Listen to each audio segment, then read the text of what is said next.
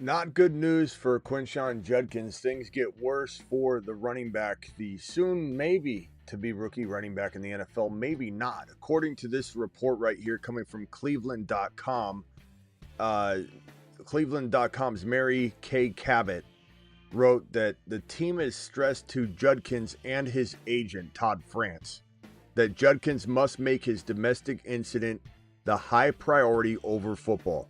And the Browns, their intent is to essentially maybe wait and has no pressure or any sort of desire to sign him anytime soon. So, and when you think about this from the perspective of the Browns, he's going on paid leave, according to Florio over at NBC or Pro Football Talk, who has experience as an attorney and has a lot of legal knowledge, but he's kind of hit and miss on some stuff. But this is what I've been saying before Mike Florio even wrote this or spoke about this. So it jives with what I believe to be the case. The moment this man signs, if he signs with the Cleveland Browns, the commissioner will put him on the paid exempt list. This is a way of the commissioner not really handing down discipline yet because he's getting paid. So if he signs a contract, he can get paid. They're not trying to dock his pay. He's not getting fined. That is all on hold pending the outcome of the legal situation. But commissioner exempt list tags or labels or using and executing that power is a way of taking the player out of play without punishing them, but not allowing them to play football. That's where we're headed. And the Browns don't want to pay a player that is going to immediately go on the exempt list paid. This is a bad situation. There is a world. And remember I said this the other night. I said the moment another piece of bad news ends up breaking on this versus good news, meaning it's teeter-tottering. It's one of those things where a lot of people were saying about 24 hours ago, he'll be fine. The NFL doesn't do anything about this stuff, Smitty. And people saying he'll never play in the NFL. It was teeter-tottering on two groups of people, two different viewpoints. But what did I say?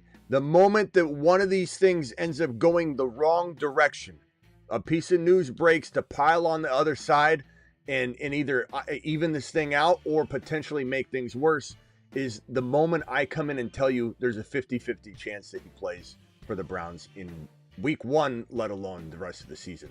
There is a chance that this young man's career is going to unravel to the point where a team might have to take a shot on him, but it won't be anytime soon. And therefore, Dylan Sampson and Jerome Ford will walk in March straight into week one as the uncontested 1 and 2. Ford likely being the number one, with it being his job to lose. They're going to want security. They're going to want to feel comfortable that their quarterback, whoever it is, whether it's a rookie, whether it's not, is protected, and Ford knows the offense and pass protection.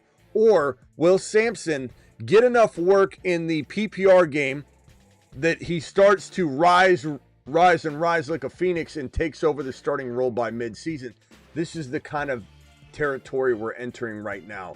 A territory and world where we're talking Sampson being the guy that could climb up and take the job from Ford later, not Judkins. Now, you're going to hear a lot of Judkins owners file in, maybe in this live stream, maybe not. We seem to have a lot of very astute people that know what the hell's going on. But in the comments later or on some other platform or in the comments somewhere else, you'll see a bunch of doubt around Sampson and a bunch of he's innocent, nothing's going to happen, the league's not going to do anything. You're going to see a lot of that. But those are people that have an agenda. They have Judkins already drafted and on a handful of rosters, or they had their mind set on drafting Judkins given where their pick is and they don't like the other options. Or maybe they've already gone to bat on this topic so hardcore they don't want to back off their stance that they've been putting out there and shoveling out there. The truth of the matter is Judkins has more of a chance of not playing week one than playing week one. And I put it at a 50% chance he plays in 2025 at all. The Fantasy Football Show begins right now. Live from the FantasyFootballShow.com studios. It's the Fantasy Football Show. Live! Monday through Friday, 8 p.m. Eastern. Smitty is also live whenever news breaks. Midseason monster extraordinaire Dylan Samson. Now, someone might say, guys, don't listen to Smitty. He's got an agenda. He's got an agenda. He's been shoveling the Samson train at you all off season. He told you this is the better running back anyway. People laughed at him. He kept trying to prove he was right. He wants this narrative to go this way. He's going to paint the picture however he wants to support his prediction. Because this is a guy we've been talking about. Samson's been on the bold predictions board, the midseason monster, Moonmen, Marsmen, Saturnmen. Midseason monsters are Moonmen that will perform like Moonmen at midseason or after or slightly before. Samson was on these sets of boards probably inside the top 5 or 6 first guys to be put on it. That's how long we've been touting the Samson train. This is not a new sort of encounter where we say, oh, let's ride this train. This seems very trendy. Let's get ahead of it really quickly and say, we're on the Samson train. Yeah, we're on the Samson train. No, we've been on the Samson train way before the NFL draft.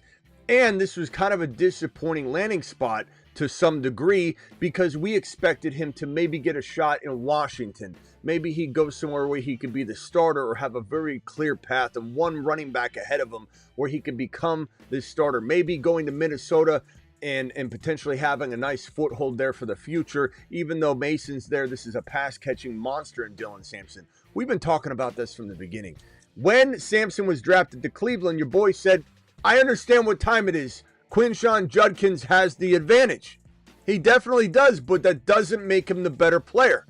So this is not this is convenient to like Samson now. This has been the stance all along. Now, Ford, make no mistake about it, is in pole position, not to borrow Tomlin's term, but pole position to be the starter week 1. But that doesn't mean that this guy won't go out looking so impressive that he's not able to get onto the field more and more and more every time he carries the ball. And this guy has disappointed before. He has broken down. There is a certain level of risk that he can handle the full workload, but he's also a big-time sleeper. This combination now kind of becomes a very nice little, hero RB second running back option for you because now there's not 3 options on the table. And it's simplified to the point where you know who the week 1 starter is unless injury strikes, and you know who the most talented player is of all. And this becomes a very good standalone player in fantasy, whereas before, with Judkins in the way, with Ford kind of in the way, especially with the recent news that Ford would likely start week 1, even when Judkins wasn't in trouble yet, this was cloudy. It was a 3-headed running back room, not a monster, I would say, but a 3-headed running back room. Now it's a 2. And Samson's the most talented. This is the Cadillac of the 2. This is the Ford Bronco, if you will. Very versatile, can kind of go anywhere, but this is the Cadillac. If he gets in there, he's the one that's going to impress the most and be the most expensive option to throw on the board and get probably the best reaction overall. This is very rugged, very solid, I don't know about reliable, but very, maybe we make this a forerunner. Ford is a forerunner, okay? Very reliable, very awesome. A lot of people want this, vehicle, and this is what it is. Samson is still a Cadillac, and it's nice, or a Lamborghini, if you will. Whatever vehicle you think is gonna make you say this is shiny, this is impressive. Why am I'm just continuing to waste my marker? No wonder I have marker issues. No wonder I run out of markers every show. Look at how many unnecessary lines did I just circle around Samson and Ford? I don't know. But this situation has become so much clearer on the front of Ford and Samson, but so much more risky and unknown for Judkins. Now, you're going to get a lot of people that are going to say, I'm going to still draft Judkins. Judkins is a great value. Trade for Judkins in Dynasty. This will blow over. Maybe it blows over. But what if Samson already grabs the job? If you believe Judkins is a world star and that Samson's a decent, mediocre backup, change of pace running back that could never handle the full workload, even if you think of it from like a Breece Hall reception and running back role, where he's not getting 300 carries, he's getting 210 carries or something like that. I understand the world you might be living in if you believe that this guy can't be that guy. Therefore, Judkins, even if he does have some sort of rough start, maybe suspension, maybe he doesn't play until the very end of the season, maybe he doesn't get in until week 10, maybe he doesn't play at all this year. I could see a world where you believe, and I understand it, that Judkins could eventually grab the job. They invested in him. There's high draft capital. They probably will be willing to overlook some things to an extent, right? But if you believe that Samson is the better player anyway, if you believe that Samson had the capability of being the third or fourth best running back in this class had he landed in a good spot, then you're like me, and you believe that this job won't be released or relinquished to Judkins later on if Samson gets a crack at it. Now, the phone lines are open. I jumped into an underdog draft. I'm doing a weeklies. After this, we'll either do another weeklies together, or we'll potentially jump into some sophomores and rookies, which we can roll through like 2 or 3 of them really quickly, and that might be kind of fun as well. But let me share screen here. Let me open the phone line so you guys can dial in. This is we made it kind of different last time with the board because it was so it's only 4 drafters, but now we got to expand this bad boy out like that. Okay, so here's the board. Your boy's on the clock here soon. I'm on the 8 slot. I got CeeDee Lamb dropping all the way in the weeklies down to the 8 overall pick. The phone lines are open. Dial in. Call into the show. Call into the show. This is probably one of my favorite draft slots here when Lamb does fall or when a wide receiver does fall, because I've got my choice of Bucky. I've got my choice of a lot like St. Brown's here. This is really, I'm going to go Bucky though. I can't ignore the Lamb Bucky combo, even though BTJ is still there. This is the latest I've seen BTJ go. He'll probably go 18 here, or St. Brown might go 18 than BTJ. Josh Allen. Okay, it is weeklies. This is weeklies, so quarterbacks go early in weeklies. That is the nature of how these contests go, because they're only 1 week matters at a time. No 1 week correlates to another week. It is literally who's the highest score in week 1, then they get $20,000. The highest scoring person every single week gets $20,000 in weekly winners. So the whole goal is to try and score the most amount of points in one given week using the same team you drafted in this single setting. There's no add drops. There's no changing of anything. The lineups are optimal.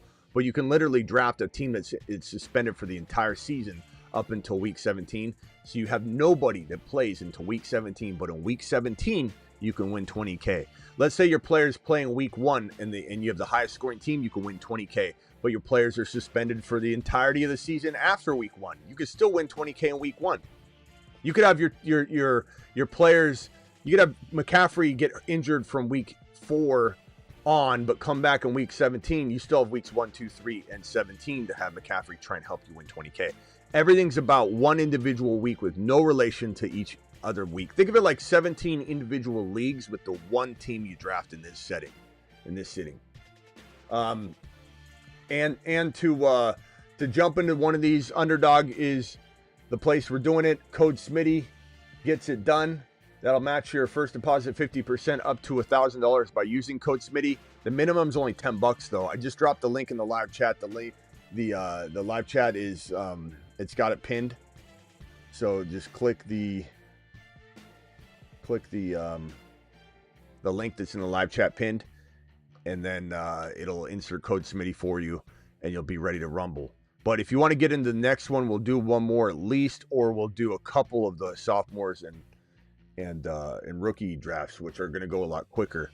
But you have to click that link using code Smitty. $10 minimum. They'll give you $5 if you do $10. Where's Judkins dropping to in this draft? I don't know. I mean, Judkins might not play a single snap this year, so you take him anywhere. Even round 18, you're running a little bit of a risk in best ball because he could get you 0 points. Now, in weeklies, it's a little less risky because he could be suspended for half a season. Doesn't matter if he comes back, you have him for those other weeks. However, you might have a team that you don't want to worry about the second half of the season. What if you have a bunch of players like Henry and Christian McCaffrey that could get injured? Now, Judkins could come in and swing in and help you later, which could line up. Rashee Rice. Rashee Rice. Holy smokes. Holy smokes. Let him cook. Woo!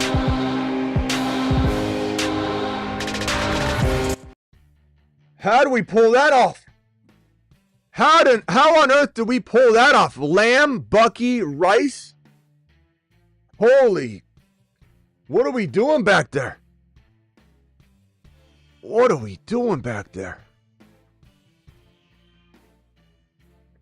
Judkins and Dynasty, I just don't want him. I want Dylan Samson. Dylan Samson's better than Judkins. All right, so T. Higgins, Garrett Wilson falling. T. Higgins falls. Man, T. Higgins falls off far in the weeklies contest. There's Hampton right there. We can still get Hampton in the 4th round, apparently. I'm liking that. We're probably going to smash Hampton here. Hall's nice. I think Hall, he might go. He's the highest projected player on the board. I imagine Hall goes. If Hall doesn't go, I got a tough call between Hall and Hampton.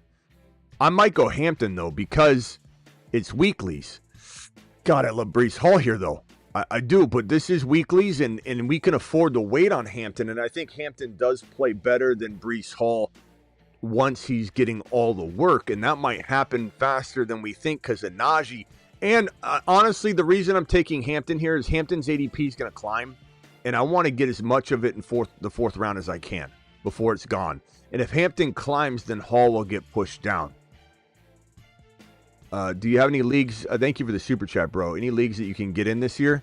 We'll definitely be doing several. There's going to be a Dynasty league. It's going to be the official Dynasty league. There's a spot or 2 open on that. There's going to be, we're going to call it the Garrett Wilson draft. That will be available, and I'll have details on that that'll relate to the Patreon. Hey, Smitty, 12-man Dynasty startup draft. No tight end premium, okay? No tight end premium. Super flex, or no super flex, no tight end premium. Okay, got the 11th pick. Genty fell to me somehow. I love that, bro. That's crazy in a dynasty. How are people letting you have Genty in dynasty at 12 or 11? And then I got London at the turn. Any advice for the 3-4? So you started off balanced. My advice is take the best player available. But bro, I'm loving Hampton. I even love Kyron. You know, Kyron's solid in the 3rd or 4th round, but try and push Kyron to 4. I love Hampton. I don't mind avoiding any of the older generation running backs that are still balling like Kyron, though. I obviously, if he's there in 4, I'm probably taking him. I love the quarterbacks, JD5, Josh Allen. I'd probably say Hunter, if he's there. I would say Hendy, Harvey, Hampton, the quadruple H's. I'm loving Rashee Rice if he's there. It sounds like the kind of draft, bro, where Rashee Rice is going to fall to. And then I'm smashing the hell out of that. But I don't know. Junior, can you give me a list of like 7 guys and I'll just rank them for you? That might be a little easier. That might be a lot easier than just kind of guessing. You know, give me a list of 7, 8 guys that you're contemplating that you think will be there, and I'll just rank them for you real quickly from a dynasty perspective. Ridley's climbing high. Look, Hunter's there. I love the Hunter value here. You guys know where I'm probably heading with a lot of these picks. This is weekly winners again, the highest scoring team. Any given individual week, no one week is tied to another. Resets every week as if it's a separate league, a 1-week league 17 times. So week 2, I could win 20K and the whole team could get injured, and it doesn't matter. I just won 20K. Of course, you're trying to win 20K every week, but it's a reset of scoring.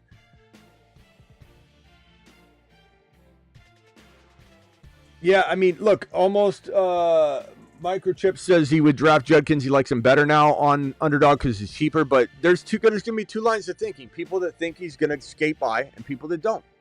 You know, and that is what it is. Walker's here. Travis Hunter's here. RJ Harvey's here. Walker just went. I have 2 running backs, 2 wide receivers. I can go in any direction. I'm going to probably roll with... Damn, this is really, really tough. I'll go Travis Hunter. I love RJ Harvey here too, especially in weeklies, but Travis Hunter as my 3rd wide receiver is just filthy. Just unbelievably filthy. And then we got Kyler Murray just went, and James Conner. Hopefully we're able to get Harvey as well. I don't think we will, but you never know. He's the second-ranked player on the board here. Trey Henderson could fall. Then after that, honestly, I'm looking down the board. I don't love the running backs other than Trey and Harvey. I don't love the wide receivers other than, honestly, Debo. Laporta's okay. Kelsey's okay for later. Ingram's okay for later. Quarterback is Mahomes. It is underdog weekly, so quarterbacks fly off the board. And Mahomes is already sitting there at the 5th ranked player on the board. So I have to strike now. Harvey just went at that turn. If Mahomes is here, I got to take him, maybe even over Henderson, because it is a weekly's contest. And I have Rashee Rice. Okay, so I'm on the clock. He took Matthew Stafford. That's unbelievable. I'll take Mahomes here. I want to take Henderson. I really, really do. But I have to have Rice and Mahomes in this contest. This is a fantastic team. This is one of, if not the best weeklies team so far that I've drafted on Underdog this year. Mahomes with Rice, Travis Hunter, Hampton, Bucky, CeeDee Lamb. I'll get Dak later if possible so that I can have the Lamb and Dak connection, and then stack Mahomes and Rashee Rice and Kelsey if I can pull it off. This is a great team. This is a fantastic team. Smitty, how do you have to pay to do this weekly? How do you have to pay? I mean, you just deposit into your account, bro. If you use this link right here on Underdog, promo code Smitty, the link is in the live chat pinned. And I'll drop the link one more time right now in the chat. Just click this link. It's in the description of the video if anybody's watching a replay of the show later. And you put a $10 minimum down, they'll match it 50%, so you get $5. You put $2,000 down, they'll give you $1,000. They'll match your first deposit 50% up to $1,000. You do 100, they'll give you 50. Art, I don't know what else you're asking on that. That's click the link and sign up, and you'll be good to go. Trey Henderson win at 71. Kelsey, damn it, Kelsey. That's all right. That would have been nice to have Kelsey, Mahomes, and Rashee Rice. What's this guy doing taking Kelsey that early? I don't know what he's thinking. Not saying he's not good standalone, but it's just, you reach a little bit for him when you have Mahomes. Otherwise, you're probably letting him fall a little bit. This is a $10 weekly winner. So the minimum's $10 to sign up. So you'll get 5, so you have 15. There are $5 contests. So you can do a $10 weeklies and a $5 other contest. Or you can just do 3 of the $5 contests or whatever. This team's freaking fantastic. All right, so the top options here. Did Debo get taken already? I assume he did. There's no way he's available. Yeah, Debo's gone. Egbuka's there. He's a ways down, though, so I could definitely wait until my next pick, unless someone's watching and snipe me. I'm starting to like Olave a little more, like this late, 4th wide receiver. It's kind of a, I don't know. I don't want to say sneaky pick, but it's kind of. I also can't stop drafting Bo Nix here. I just can't do it. I can't stop. It's weeklies. I can't stop doing it. I don't love any of the options here anyway, so I'm going to go Bo Nix. I've got Mahomes and Bo Nix, a bully quarterback. It's a 1 QB, but it's a bully quarterback approach, because if you're to draft Bo Nix and Mahomes in a non-best ball where you don't have optimal scoring lineup set for you, you don't have to touch it, right? You're going to make a mistake on that. You're just going to start the wrong guy each week. That's just a stupid move in a non-best ball. In best ball, it's called bully QB. You see this guy did it right here next to me. It's a fantastic way, because ultimately you don't do anything. Your quarterbacks go out there. The highest scoring goes into your lineup. The other one goes to your bench.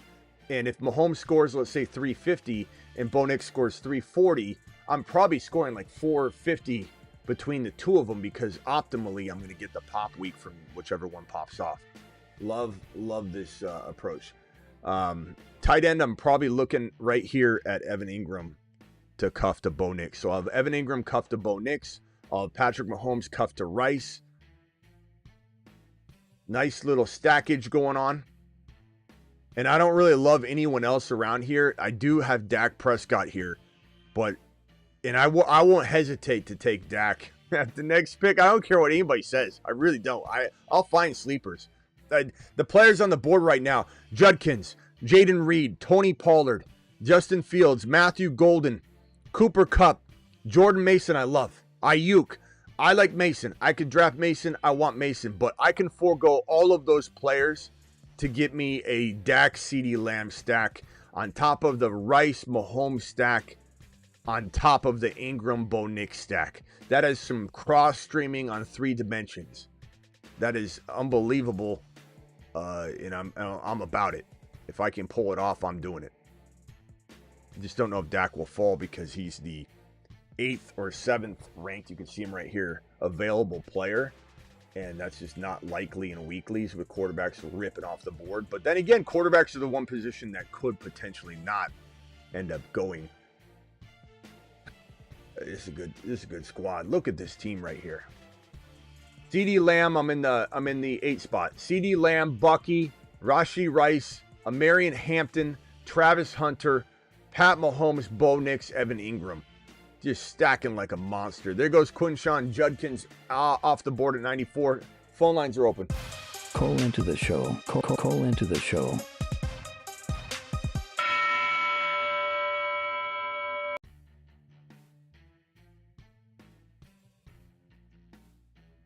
Trying to cut back on the soda. And this does have calories. It's got 160 per massive bottle versus the 140 per soda, but I slammed down like I could go through 4, 5, 6 bottled Mexican Cokes in like 10 minutes, whereas this will take me all day, not all day, but like I could go through 1.5 of these a day. So I'm like around 300 total calories of one of the, drinking this all day versus 1,000 calories of going bottle. It's hard giving up the Mexican Coke, though. I'm not going to lie. Dak Prescott's gone, unfortunately. He must have went behind my face here. Let me move it. Oh, no, he's up there at 93. Yeah, that's okay. We're still stacking really nicely. And guess who's available? Egbuka is sitting there. And that's a fantastic player to draft as our, what would that be? Okay, so Egbuka's there. We're taking Egbuka without hesitation. So we got Lamb as our wide receiver 1, Rashee Rice is our 2, Travis Hunter is our 3, Egbuka is our wide receiver 4. That's freaking unreal. Running back 1, Bucky Irving. Running back 2, Amarian Hampton. No running back 3 yet, but we have Patrick Mahomes, Bo Nix, and Evan Ingram. We're smashing the hell. This is pizza party time.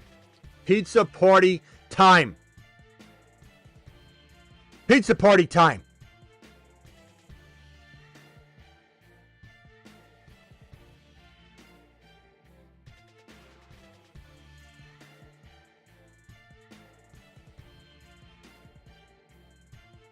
This is a great team. So who I'm looking at next, I love Charbonnet. You guys know that. I like Keon Coleman a little bit, but I don't know about right here. Najee, no thank you. I have Hampton, and I don't even care about Najee here. I'd rather have Charbonnet. I'd rather have standalone players. Najee can kick rocks or light fireworks, whatever he wants to do. I don't need him on my team. I wish him well. I don't wish ill will upon him. But if he wants to go play with fireworks or kick rocks, I could care less. I'm drafting Charbonnet over Najee all day long. All day. And we have Sharps available. But real quickly, just kind of looking down the board, there's a couple players I like. Trey Harris is nice, but he's down a ways. I might be able to get away with just getting him later. We need another running back. This is our 3rd running back. It is a big swing running back, but I'm fine with that. And I'd even say that this is a team where we've got Bucky and Hampton, right? Feel pretty secure about that. I could go get Sean Tucker later. I feel better about having Sean Tucker cuff to Bucky than I do Najee this high at cost when I could get Charbonnet and Tucker instead of getting Najee and another running back later. But I don't even need to do the Sean Tucker thing. I think I'm going to fill my room up with players that I believe are going to be standalone valuable. You know what I mean? Like I want Garendo. I want Brashard Smith. I want guys like that can win a league, not just be a cuff for... Cuffs are nice in certain builds, but this build probably won't need it. No, there goes Najee. Bye-bye, Najee. my phone line? Let me restart the phone line. Dial in. Call into the show. Call into the show. All right, it should be good. It should be good. Let me scroll down a little bit so you guys can see what's next. All right. Let me move my mug up so you guys can see what's going on too. And I'll move this over and move it back when it's ready. Yeah, I think the phone line's open now. So yeah, dial in if you want, Travis. This should be working. Sorry about that. I love Newman's Lemonade. This is Aaron. Coke Zero. Sent the list, Smitty, says Junior. All right, Junior, let me look for it real quickly. Junior with the second super chat. Okay, I appreciate you, bro. Let me throw it up here. And we'll rank them. Thank you, pal. Appreciate you dropping 2 super chats. Bro, two $9.99s equal 1, 2. Yeah, carry the one. $20 holler. Alert. Super chat alert. All right. Hold on one second, Big T. Let me just make this draft selection first. And I don't know if someone's dropping gifted member. I also have been reported, and I've seen it myself, so I apologize if I acted like there wasn't something bigger going on with the blank black screen that happens after an ad. Sometimes it's a YouTube issue. I have no control over it, but I did see it. So Trey Harris is nice right here. Ray Davis is nice. I'm going to go with Ray Davis. Why? Because I am kind of in need of RB more than I am wide receiver, because I got Ibuka as my wide receiver 4. I might get Jalen McMillan to cuff to him and feel really confident with my wide receiver room. And I'm not worried about bye weeks at all. I'm almost not even looking at it because I don't care if bye weeks hurt me 1 week or whatever. I'm drafting the players that can pop in 1 week together any given week. This team is phenomenal. Ray Davis and Charbonnet with Hampton and Bucky. I just felt like running back was a little more important for me than going Trey Harris. But I do love Trey Harris. I'm starting to draft Trey Harris a lot right now. I just think he's a fantastic player for best ball. Okay, so let me answer this question real quick, Big T, and then I'll answer your call here. Kyron, Taylor, McMillan, Hendy, Cook, Rice, Higgins, Chase Brown, possibly Travis Hunter might fall. All projected guys. Let me rank them here, and then you can draft them accordingly. So this is Dynasty. Now JT is a tough one because. Let me draft this, and then I'll rank it on the board. JT's a tough one because I do see the appeal. I understand it. We had a conversation about it earlier. Seeing him in the 3rd round, even Dynasty's hard not to look at, and say there's good value. But at the end of the day, and I assume Harvey's there as well. You didn't list Harvey, but if you listed Hendy and all these other players, there's certainly good options as well. Hold on, I might go RB again. Trey Harris seems to be gone. So I'm going to go Isaac Guerendo. So I have as my 3 running backs to pair with Bucky and Hampton, I've got Sharbs, Ray Davis, and Guerendo. Now, the thing I love about these home run hitting midseason monster sleeping giant moonmen in Sharbs, Ray Davis, and Guerendo, they're all midseason monsters, as you noticed. Your boy Smitty on the rise. Your boy Smitty is, I don't want to say I'm easy to predict. I'm easy to predict to you guys because I literally tell you what I'm thinking, feeling, ranking constantly, but that doesn't mean I'm a predictable person. Someone that doesn't know me, or if they draft with me once a year, they're not going to pick up what I'm throwing down. It's easy for you guys to, because I'm literally telling you daily what I'm doing, what I'm ranking, and Guerendo and Sharbs and Ray Davis, and maybe soon to be Brashard Smith. I love Jordan Mason too. These are guys that have, some of them, especially Davis, standalone value even right now, even, right out of the gate. So I don't feel like I'm going to get, screwed out of not having a running back that's getting touches. Ray Davis, I think, will. But Zach Charbonnet and Guerendo are home run hitters. And I believe in Hampton. I believe in Bucky. So I'm banking on, being really, really solid. Plus, it's Perps in the building. Kyron, Taylor. Let me rank these guys real quickly. I saw Perp say Smitty's a mid drafter. I was about to smash that comment until I realized it was Perps joking, and I was like, oh, that's Perps. Perps, welcome home, pal. Welcome home, buddy boy. We're glad to see you. Perps almost got smashed there. I had to read it to make sure. Here's the wide receivers. Let's rank them. I'm going to say, are these players? I'm going to say Rice is my number 1 on that list for you. I'm going to say that Hendy is probably number 2. And then I'm on the clock real quickly.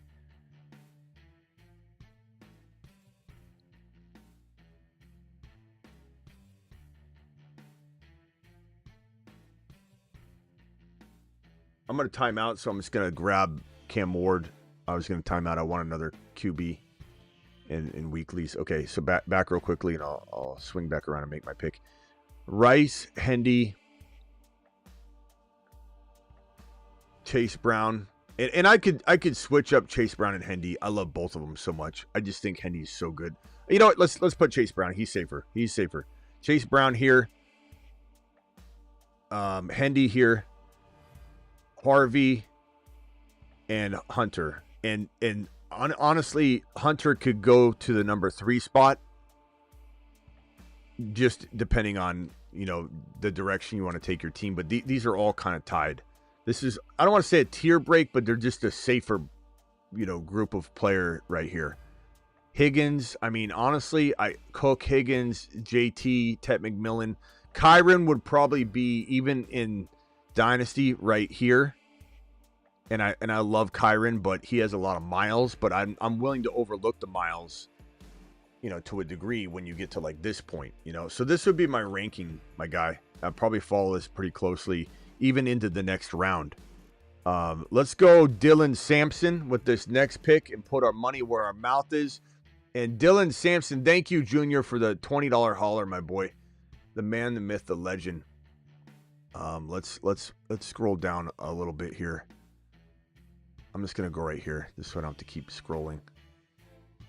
So Dylan Samson, money where our mouth is. This is round 14. We said he was gonna climb. He was going around 17, 18, and he climbed now to 14, 15. So this is an acceptable territory. He still leaves lots of upside, tons of upside. Here are the best players available. I should have pulled that over. I'm sorry. And then smash the like button, says Mackenzie. Appreciate you. All right, Big T, I'm sorry about the wait. Big T, what can I do for you? Yeah, no worries, Smitty. How you doing, man? I'm good, bro. I feel like I'm smashing this draft, bro. This draft seems You are, man. It's looking good. Yeah. I wanted to ask, where are you on Jaden Higgins right now? Like, specifically, where were you on Jaden Higgins right after the draft, considering he was a second-round pick? And then where are you right now, considering he got a fully guaranteed contract, and he's one of the only few receivers to, one, even get a fully guaranteed contract, let alone other receivers haven't even signed their deals yet. Yeah. So, yeah, where are you at on that? Yeah, Justin, adapt season. That's what we do. It's how we live. It's what I preach. And I'm not saying I'm adapting massively, but I do like him more today than I did yesterday. Like him more yesterday than I did the day before. He's definitely similar to Trey Harris. They're both growing on me in crazy fashion. But there is a line in the sand where they can only do so much because of Vlad and Nico. And I think that, and because of Harbaugh, not Herbert, but Herbert under Harbaugh, there's only so much Trey Harris can do. There's only so much that I think Higgins can do with Nico, and then Stroud not being where I want him to be. Maybe Stroud can prove me wrong. There's only so high I can pull up like a guy like Higgins, but I love Higgins. I love his profile. I love how he plays. He reminds me a lot of Mike Evans in some ways, and he gets comped to Mike Evans a lot. But there is a certain place where he can't climb, any higher, or I won't really necessarily want to take him, just because he's the number 2 option and he's not the number 1. But there is Nico could get injured. He does seem to kind of have an injury concern still for me, Nico. So until he proves otherwise, I think it's just safe to assume that he is maybe a tad more risky than some players. Let me see what I need real quickly with this team. I've got Mahomes, got Bo Nix, I got Cam Ward, I have Bucky, Hampton, Sharps, Ray Davis, Grendo, Samson. What wide receivers? Jalen McMillan. That's what I was going to do. Jalen McMillan, Cuff to Buka. That's my wide receiver 4. No, my wide receiver 5, and McMillan's my 4. I love him, bro. I do love Higgins. We liked him a lot pre-draft, but we admittedly didn't love his landing spot. Not because he can't play good in it, but it capped him. You know, it kind of sucks to watch a player that if you went to New England like Kyle Williams did, you almost have an untapped potential, and maybe he's miscategorized as the lower grouping of wide receiver from this class. But if he's the BTJ of the group, then the sky's the limit, because he's the number 1 wide receiver in a Drake May offense, which will throw eventually. I like him a lot. I don't think I like him any more than a wide receiver 4/crafty 3 in a weird build where you went really light wide receiver 3 shopping and you're rotating 2 or 3 receivers as your wide receiver 3. I have Ibuka higher by quite a bit, long-term and short-term, especially long-term. But he's a nice player. Him and Trey Harris are very, very solid. Yeah. I mean, me personally with Jaden Higgins, I mean, all the news coming out of OTA is really good. I'm honestly just waiting for training camp, just seeing what news comes out from that. It is very encouraging that he got a fully guaranteed deal. He's clearly proving to them that they made the right selection. Yeah, but you got to believe in Stroud. You got to believe in that offensive line. Yeah, right. The line's in shambles. Stroud is, in my opinion, not a lock. I don't think he fails out of the league or anything. Like, look, Goff was kind of a joke until Ben Johnson put Band-Aids on him, patched him back together. The Rams got rid of him. He was mediocre. People made fun of him. Then he became good. Like, I'm not saying you can't have Stroud play like Goff did, where he's playing like QB in the right situation. But I think Stroud has a lot to prove to me.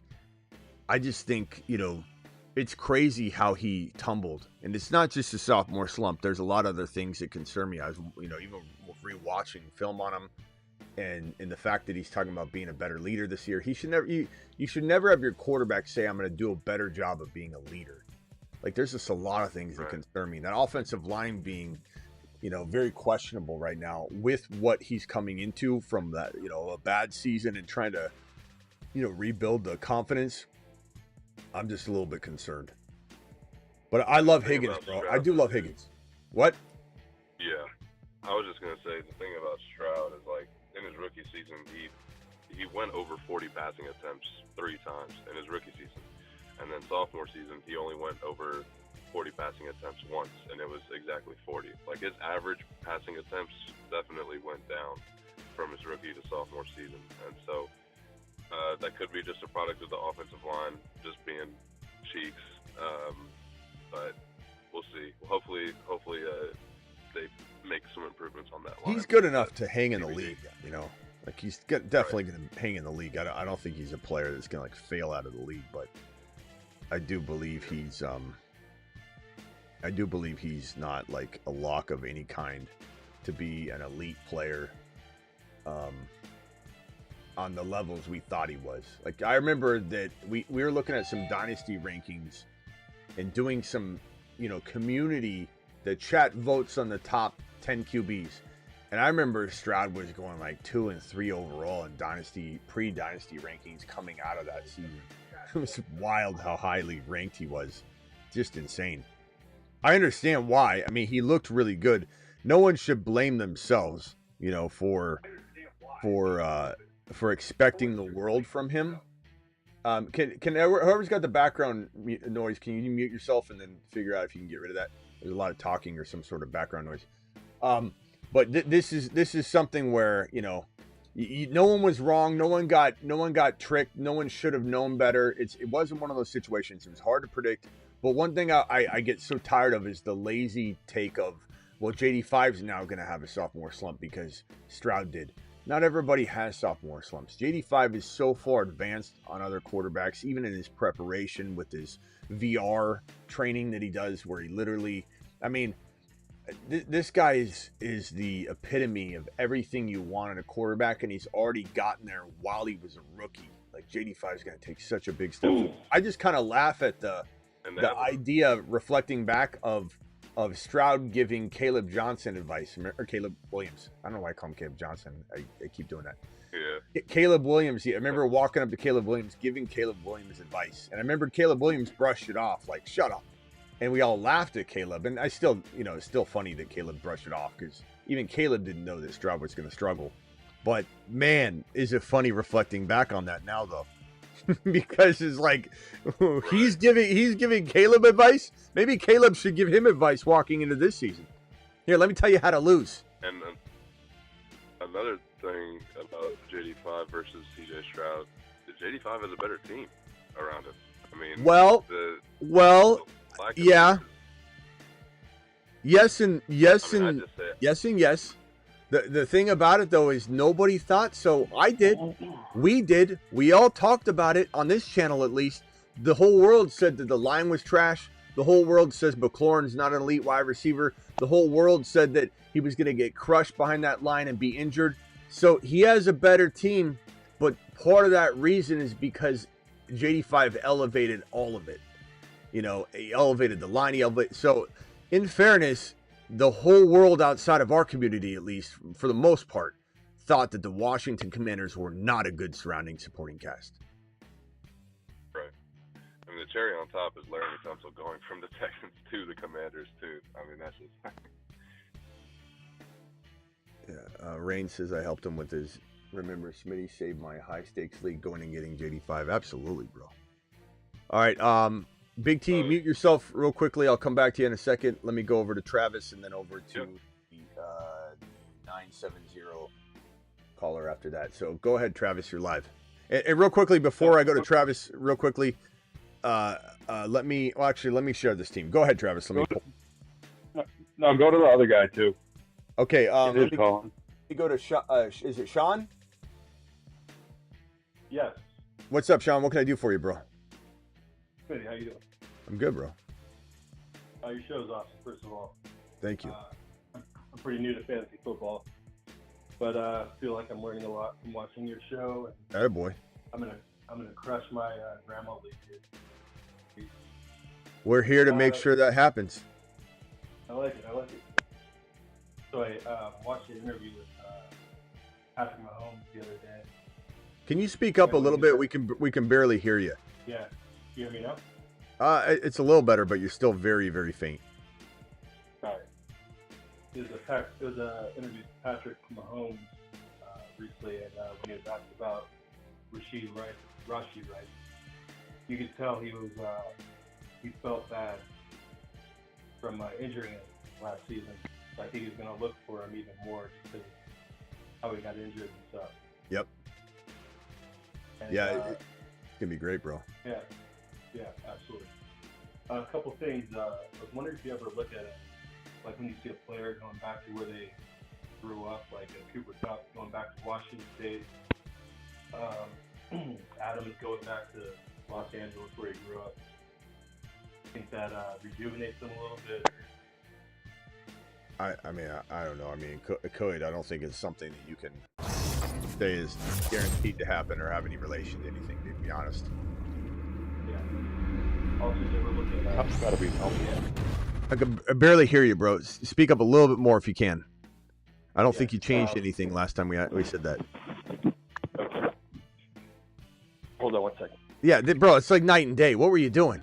I mean, when I said can you speak up and you like didn't do anything, and now it's like you're talking from heaven. It's like, Smitty, I'm here now. Can you hear me better? It's like 5,000 times. Here. All right, what's up, bro? I have an old iPhone. I don't like getting new phones and stuff. I hear you, but when someone says they can't hear you, it's probably because you're doing whatever you were just doing. All right, what were you saying? The last thing you were saying? Yeah, do you ever look at like zodiac signs for players? No. I don't know. I think it's if you look at like sports teams, you can tell they're looking at zodiac signs. I know it sounds weird, but no thanks. I think there's something to it, man. Like chemistry, like what's your zodiac sign? I don't know. I think it's fire. When's your birthday? It's I know. it's I like the cook.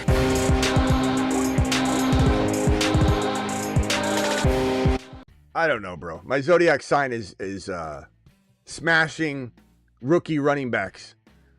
All right. Let's say you're a Taurus or something, Sure. and you have more chemistry with like Cancers, Virgos, Pisces. I'm You not get along so trying to much with marry fucking each other. Aquarius. This ain't for me, bro. But To marry each other than just passing the football.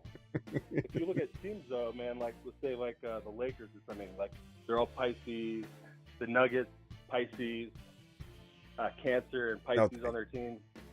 The teams actually do consider that. I'm stuff. good. I'm good, bro. And, What else? and then This other- got the weird. other- This the went from other- hey Smitty, I saw an interview on Mahomes, and I'm like, damn straight, bro. I like this guy.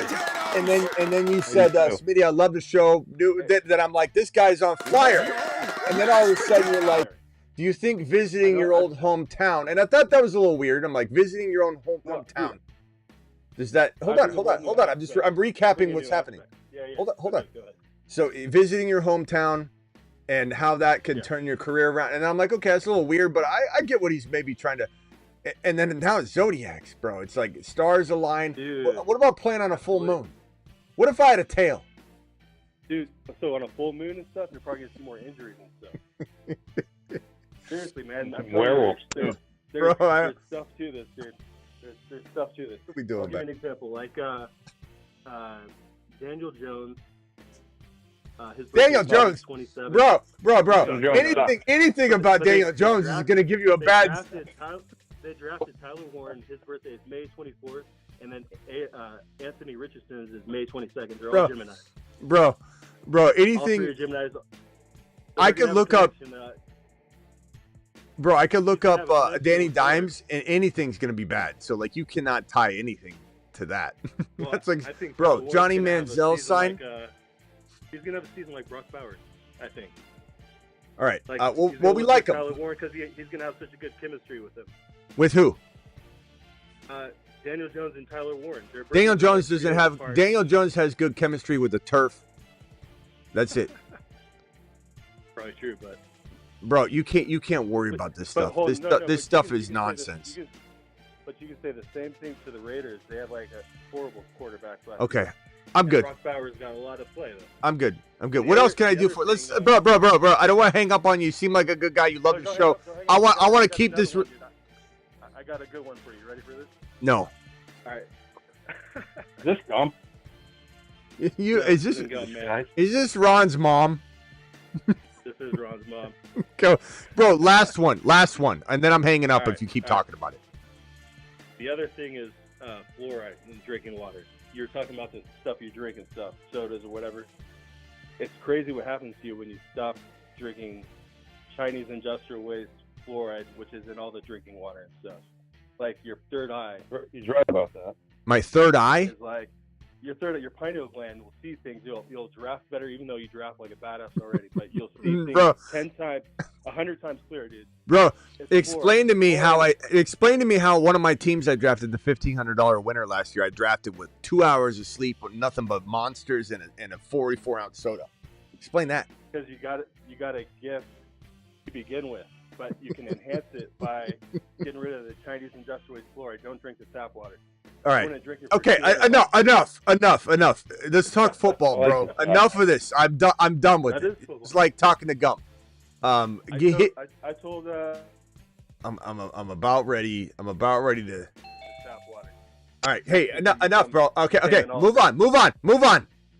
Oh, moly. Last question, football related, and then I gotta jump to the next caller. That's it, brother. All right. Hey, I appreciate you. I want you to. I don't want you to take away from this that it's my sign that's causing this friction. Okay. I appreciate you. Call back next time. Tell me your zodiac sign. It's fire. You can tell me your zodiac sign. Oh, so you're an Aries. Nice. Aries or Scorpio or something like that. Huh? All right. Hey, I appreciate you, bro. All right, brother. All right, later. Take care of yourself. Jeez, man, it's like taking a dump. All right. This team real quick. Bro's talking about pineal glands. Bro, my Zodiac was on fire during that entire call. I was trying to find the hang up button. Look, hey, if he's watching, I still appreciate you. Okay. Mahomes, Bo Nix, Cam Ward, Bucky, Hampton, Sharps, Ray Davis, Garendo, Dylan Sampson. This is weekly winners. I got CeeDee Lamb, Rashee Rice, Travis Hunter, and Buka, McMillan, Dante Thornton. Don't worry about bye weeks. It's weekly winners. Evan Ingram, Trevion Sanders, and Terrence Ferguson. Very good squad. Let's get into another weekly winner, everybody. So go over to the Underdog app. And how do you get in there? You just click this link right here. If you've already signed up, great. Use code Smitty, though. Use the link. The link I just dropped in the live chat. Underdog will match your first deposit 50% all the way up to $1,000. So you drop $2,000, they'll give you $1,000. $100, they'll give you $50. $500, they'll give you $250. But you only have to do $10, the minimum, and they'll give you $5. So we'll jump into a draft here in weeklies. And let me get over there and get into the lobby. Let me go over to weeklies. Hover over the green button. Don't click it yet, or you're not going to get into the draft that I'm in. 20-second draft, weekly winner. 5, 4, 3, 2, 1.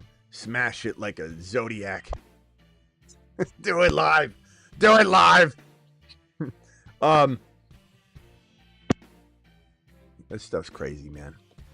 Does he know we're in a simulation anyway? Like, it doesn't, your Zodiac stuff, they know that matter. Is this just maybe the programming of the simulation? Like, maybe they think they have something and they do, because the code that makes up me ends up jiving with the code that makes up Travis, or whatever the case may be.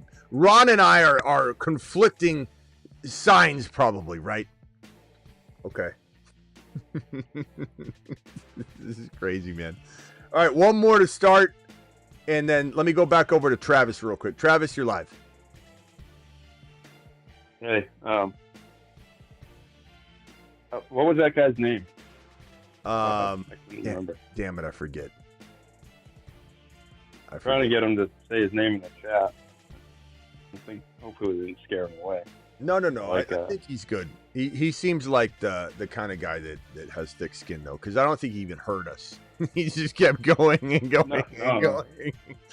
But look, he's learning stuff. What?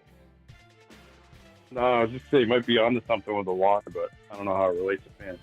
Oh, water? Yeah, sure. I can get behind that. And I could get behind, like, just drinking healthier and all that. But when he started talking about how, like, Daniel Jones is going to help. Look, Tyler Warren's going to do well because Tyler Warren's a great tight end, and he's drafted to get manufactured touches and be the leading receiver potentially on the Indianapolis Colts roster. And Danny Dimes is trash, though. And if you're going to bank on a connection of signs, Zodiac signs or something, when the quarterback doesn't have the talent to do it, you're going to crash and burn on the theory.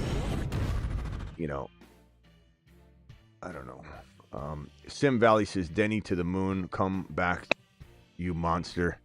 Sim Valley's been just crashing out big time without Denny. He's so been out of shape about it. I don't blame him. Denny's a big teddy bear. I'm gonna have to go to Boston and start looking for him. Yeah, we might have to. And then this one here, this super chat here, and then I'll go back to Travis.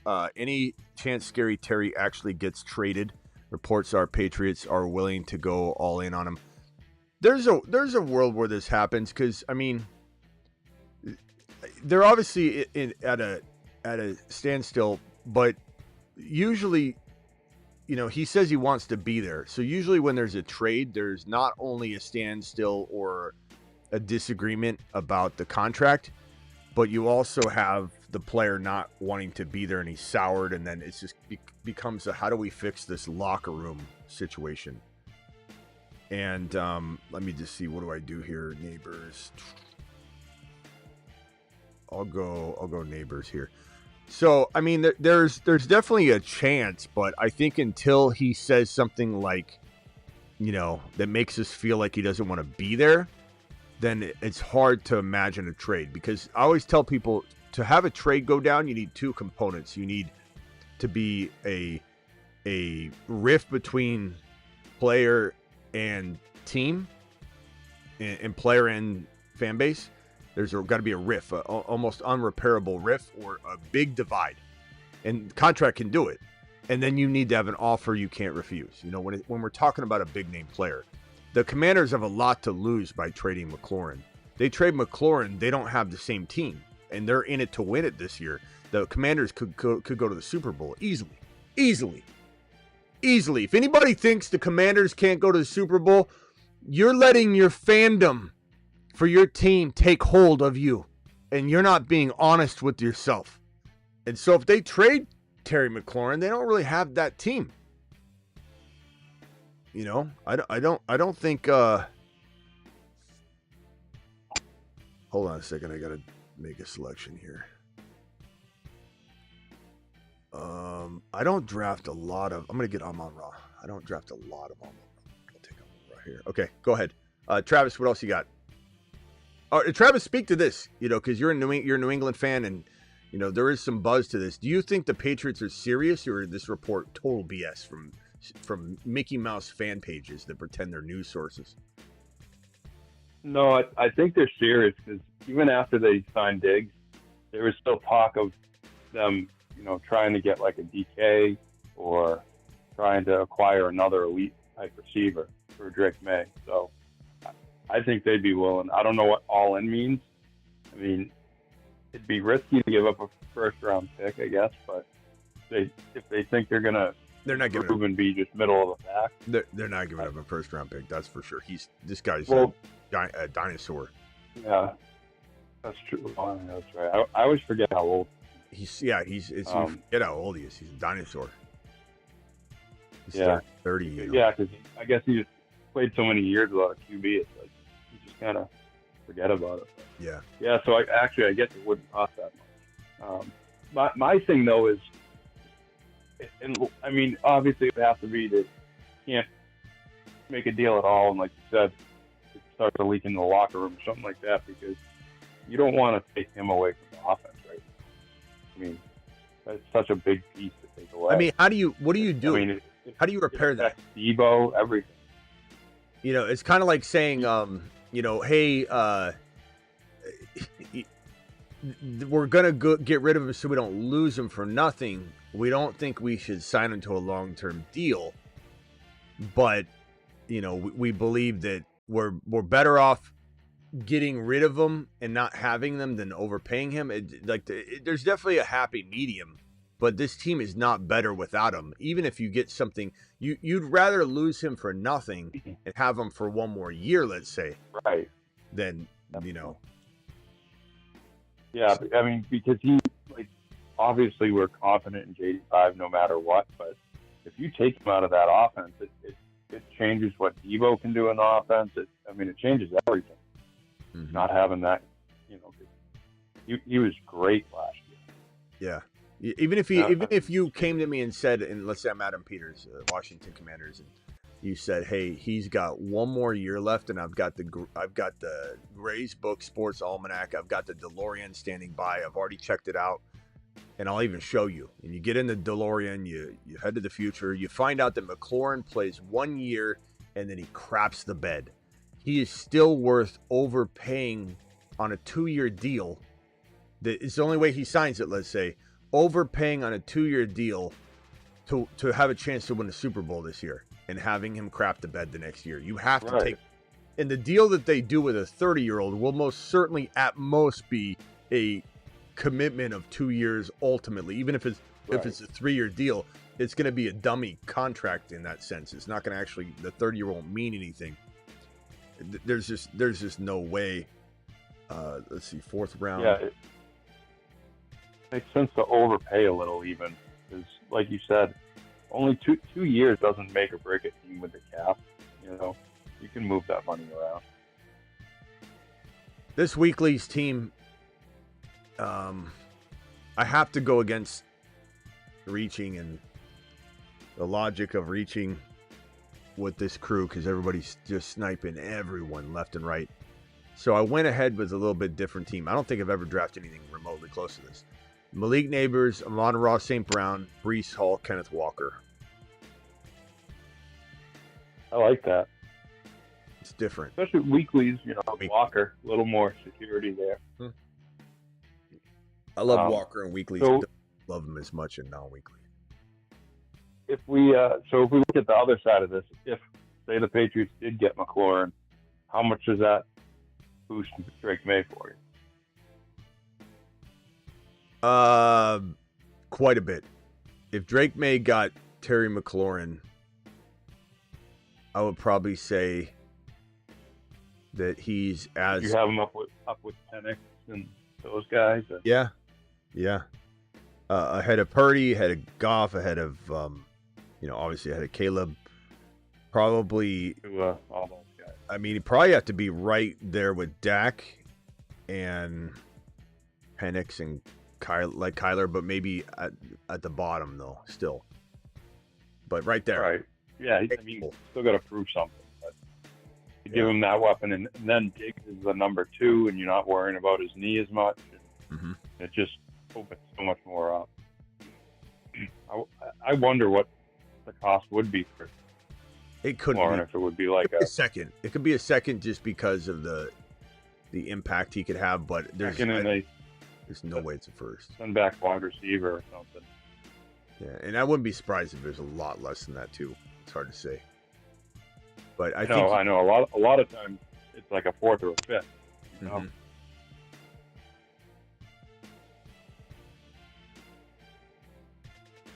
Imagine getting London in that setup. I mean, I couldn't. London, of course, I take London. I take London over St. Brown. I take London over Puka. I take London over BTJ. But he got snagged before me, so I couldn't get him, unfortunately. All right, next up would be... you guys are just snipers, man. This is insane. Like, this is you guys will leave nothing. It's always right before my pick, too. It's always just right before I'm picking. Damn it. I didn't I didn't necessarily hate this pick, and I did make it, but I had 1 second left, and I was sitting there looking at Cook, Mixon, Devontae Smith, James Conner, Ted McMillan, Ridley, Zay Flowers, and Laporta, and I was just like, I'm gonna time out. I just swiped it. I don't mind it. It's weeklies. I don't hate it, but it wasn't really what I wanted. Man, you guys need to relax a little bit on some of these reaches. Let's see here.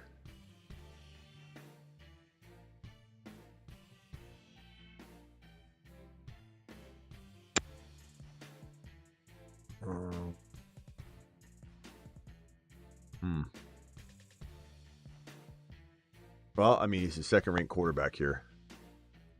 I don't love having to take him here, but you guys have literally ripped all the quarterbacks off the board already. So you gotta. Mahomes in round 5.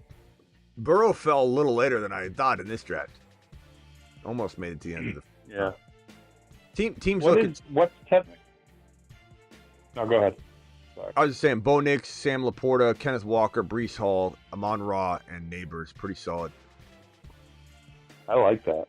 I like that a lot, actually. What is Ted McMillan's ADP in this? Is it 6th round, or is that a 6th round? Doesn't seem too bad.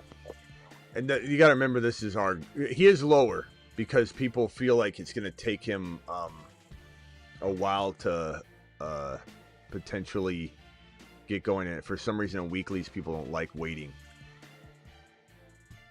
Okay, that makes sense. Yeah.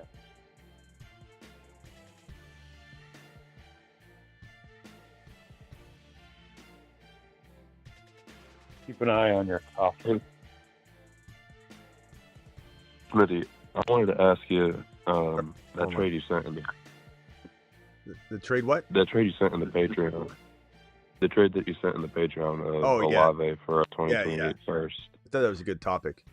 Yeah. Yeah, I wanted to get your perspective. Like, I personally am on the Olave side just because he has a lot of upside. He is a wide receiver 1. But, it could go both ways with injury risk and all that. So, speaking of the devil, I'm going to go ahead and take Olave right here. But, yeah. So, here's what the question is. Junior, thanks again for this question, my boy. Junior to the moon. If you have another question, let me know, Junior. But the topic he's talking about is Olave, especially on a loaded team, and that's good and bad for this question. For a 2028 first rounder, would you rather have Olave or the 2028 first rounder? Keeping in mind that the 2028 first rounder is freaking, forever downstream, but also the fact that you're going to have a very late pick because the team is fire. Team is absolute straight fire. I mean, it is one of the better teams you probably ever heard.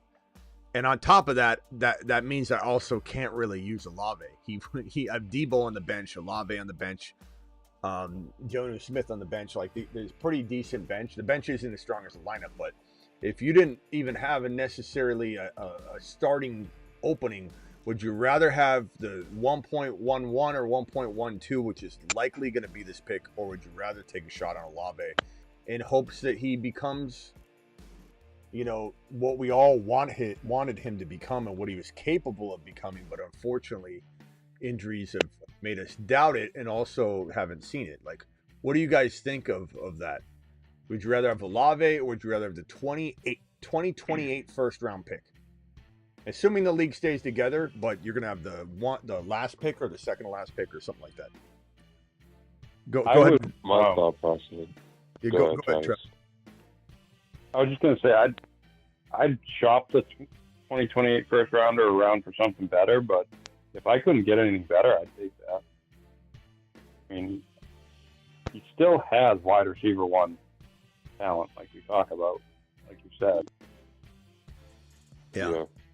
And even if your team is really good already, there is always a chance of someone going down, and you can throw Olave in that flex spot and still get relatively good numbers, since he is probably one of the higher targets there. On that team, I think he said is on your bench you have Debo. If something happens with Debo, if he gets hurt or whatever, it's nice to have, that type of depth. Right. Man, why are we reaching on Emeka, bro? I would keep Olave. Just from a standpoint, even value, even upside, he is the number one or the very decent high end number two. Much younger than Can barely hear you, DJ. Well, let me turn up my. Barely hear you. Turn up. Are you? Is this better? Yeah. Good deal.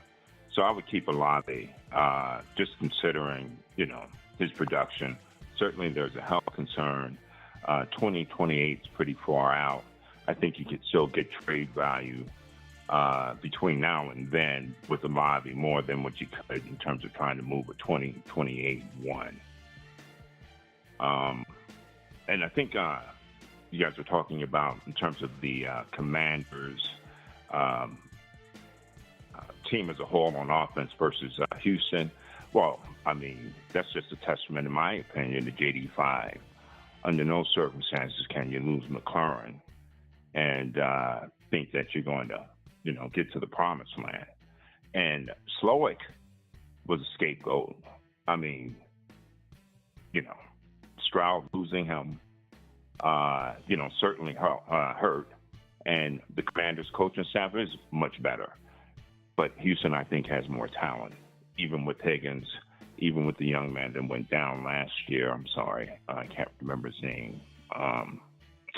But, yes, Tank Dell, thanks. But with Higgins, and even, what's the other receiver that they brought in, guys, this year? Right. Jalen Noel. Exactly. Jalen Noel. So in terms of just depth and being able to have some continuity, yeah, I think Houston has a better offensive team. My 2 cents. I disagree with that, but that's okay.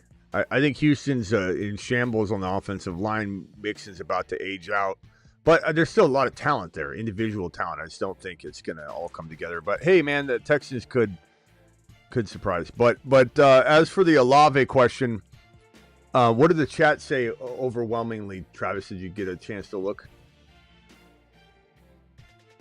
I'm looking right now. My thing with Olave is his value is the lowest it's ever been, and so this is like if you were looking to like at least get him, now would be the time. If he does end up getting hurt again and he has to retire, so be it. But like if he does end up like smashing and going back to his wide receiver one upside, you just paid just one first round pick for a potential wide receiver one. So the thing is, like, reward. He was such a good prospect.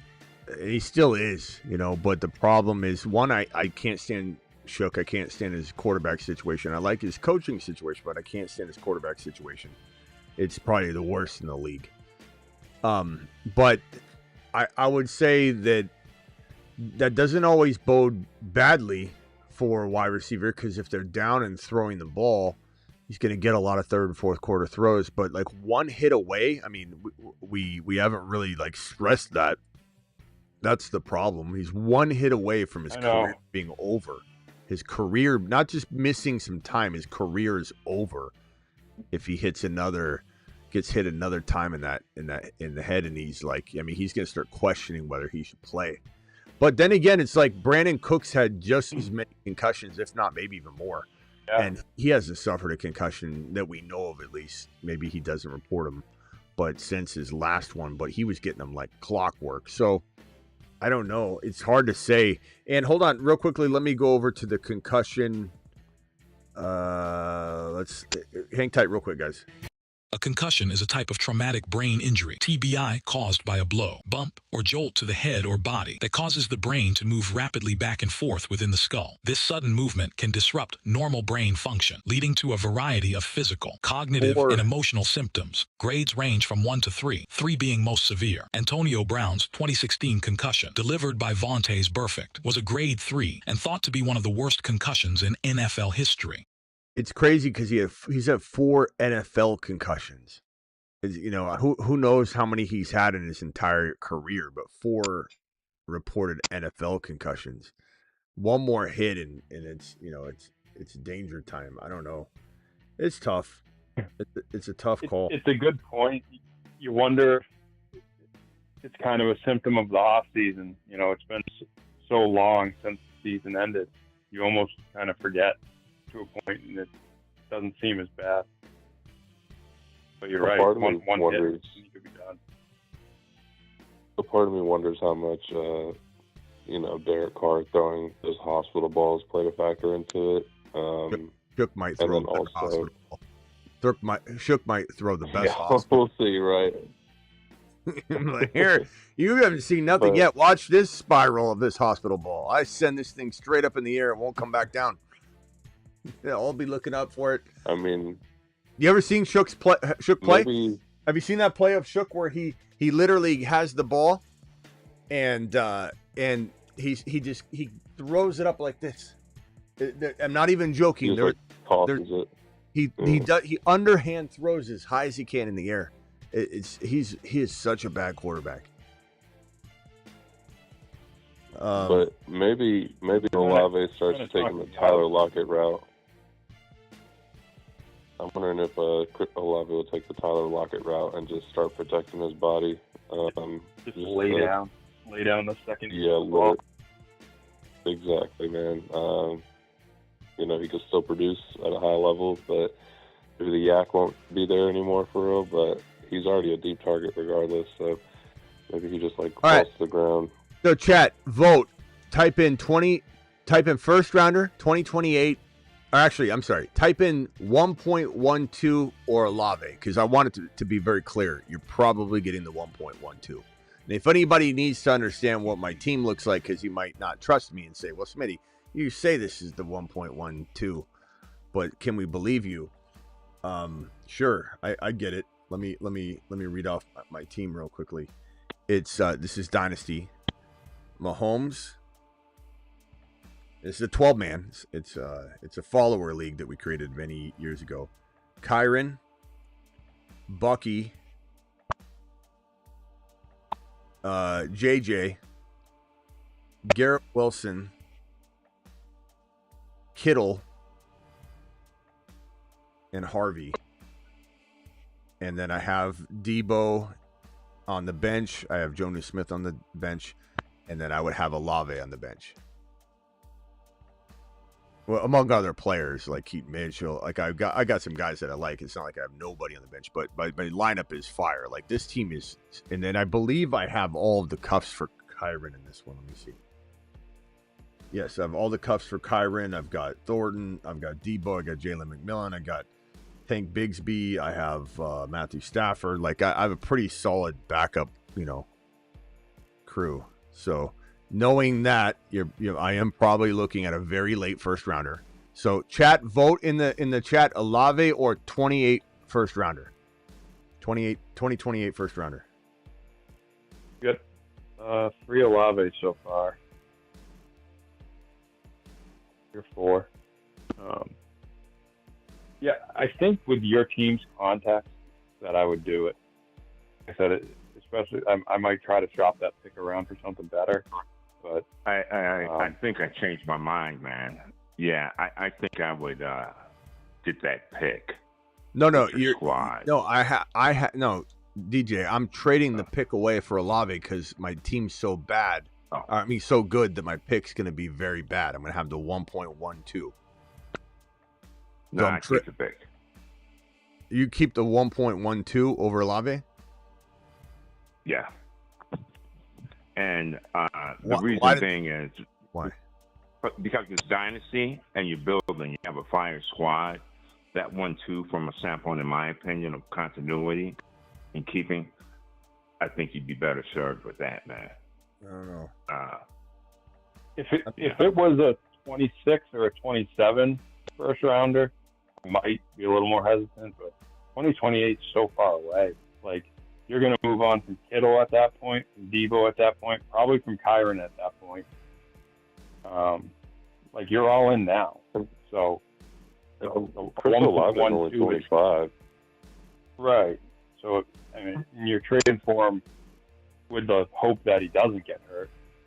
So, you'll still have him as a good player. Finds a way to be healthy. Let's real quickly, let me just see something on Olave. We got 2 people in the chat said they take the pick. Keep the pick. Like 5 people I completely said understand. Like DJ's point is it's a really good point. Like, if you want to keep building your team for the future, like having picks later on is like good, but it's not like you're trading this first round pick for a 28-year-old. Olave is only 25, so he's still relatively young. But yeah, and I think too, because it's the 2020. So what? 3 years from now, almost 2.5 years, whatever. Well, the only thing that will hold me back is can I get more? Right. That's the only thing that. That's why I said I'd shop it around. But I don't know. I mean, you look at Olave and he's got a 10.42 and 4 rookie season and an 11.23 and 5 sophomore season. You wonder if he's even going to be in New Orleans, in a year from now or something. Like where could he be? I don't know. They might knock him down. England might go after him. If he became available, Patriots would go after him. Sure. It's a tough call. It's a really tough call. I just think by 2028, like you don't really know what your team's going to be at that point. And if you're rebuilding anyway, a late first rounder, it gets you someone good, but it's not like you're risking giving up a Genty or a Hampton or one of these running backs or a Hunter. So yeah, they're all good points. The team's straight fire though. I mean, I either way you could argue that keeping the pick would be nice for continuing the build, but at the same time, I don't know what I'm going to get for 1.1. I mean, but the thing is, right now it's not the 1.12. People are going to view it as a first rounder, but I will tell you that not a lot of people are interested in a 2028 first rounder. They're just not. I've shopped it already, and the answer I normally get is, bro, that's so far out. I mean, I want something else right now. So it's hard to say. And if that's the context if that's the context of your league, if you're able to move this 28 first for a potential wide receiver 1, then that's a smash. Just if from he's a 1, the perspective of the way your league values that pick. I mean, if he's a 1, if he's a 1, I would be already smashing him, but we don't know if he's a 1 because he might not be on the field. Like, that's the whole question is, like, do we believe? So let's break this down more simply. Do we believe in Olave? I think that's the way we need to look at it. Do we believe in Olave? If so, I think I timed out. Who'd I get? Wan'Dale Robinson. What the hell? What are we doing? What are we doing? Do we believe in Olave? So let's go around the chat and say, what does Olave do this year? Does Olave drop 1,000 yards and 7 TDs? Does he catch 70 balls? 70, 10, 1,000 and 7, or even 6 to 7. And if he plays 17 games or even 15, or let's say he has a hamstring injury or not a concussion though, if he plays if he misses 1 or 2 games, he should be able to get 6 to 7 touchdowns, 1,000 yards, 70 catches. I would imagine. If he pulls in something like the line someone just put in the chat, 705 or 850 and 4, this is not somebody I even care about. It's such a tough call. Olave's an enigma. I guess it'll depend on the way the Saints offense looks, because if he gets 750 to 800 yards and the Saints offense just looks anemic, then it's probably not looking so great. But if the Saints offense is putting up like 20-something points per game with that kind of roster, there is upside still for Olave with him being young. Smitty, is this a trade you got offered, or are you going to offer it out? I got offered it, and I'll be honest. Again, I've been trying to move the pick for a while, but I ended up trading. What did I end up doing? Oh, I know what I did. Hold on a second. Is it where you got Bucky? No, no. Let me just check something real quickly just to make sure I'm not mistaken on this pick.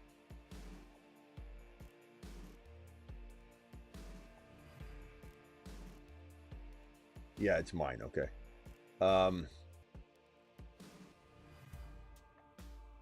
The only thing I'm thinking too is, and some people do this, but just I'm in the business of trading my pick for someone else's pick. If someone gets cocky and arrogant and they're like, my team's better than yours, you're like, okay, let's swap first rounders.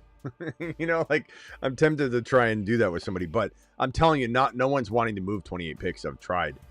So 2028, it's either keep it, or I could try and get, if I'm looking around at players, I could maybe try and get, let's say, and I have Kittle. So I thought about, what can I do instead of thinking about getting one player? What can I upgrade? Can I trade Kyron in the 28 pick to get a safer RB that's younger?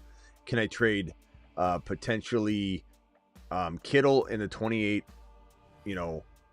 first rounder to upgrade Kittle slightly to McBride or something? I doubt I'm going to get that, but those are the things I'm starting to say, can I try and do that? Have I explored or exhausted all of those avenues?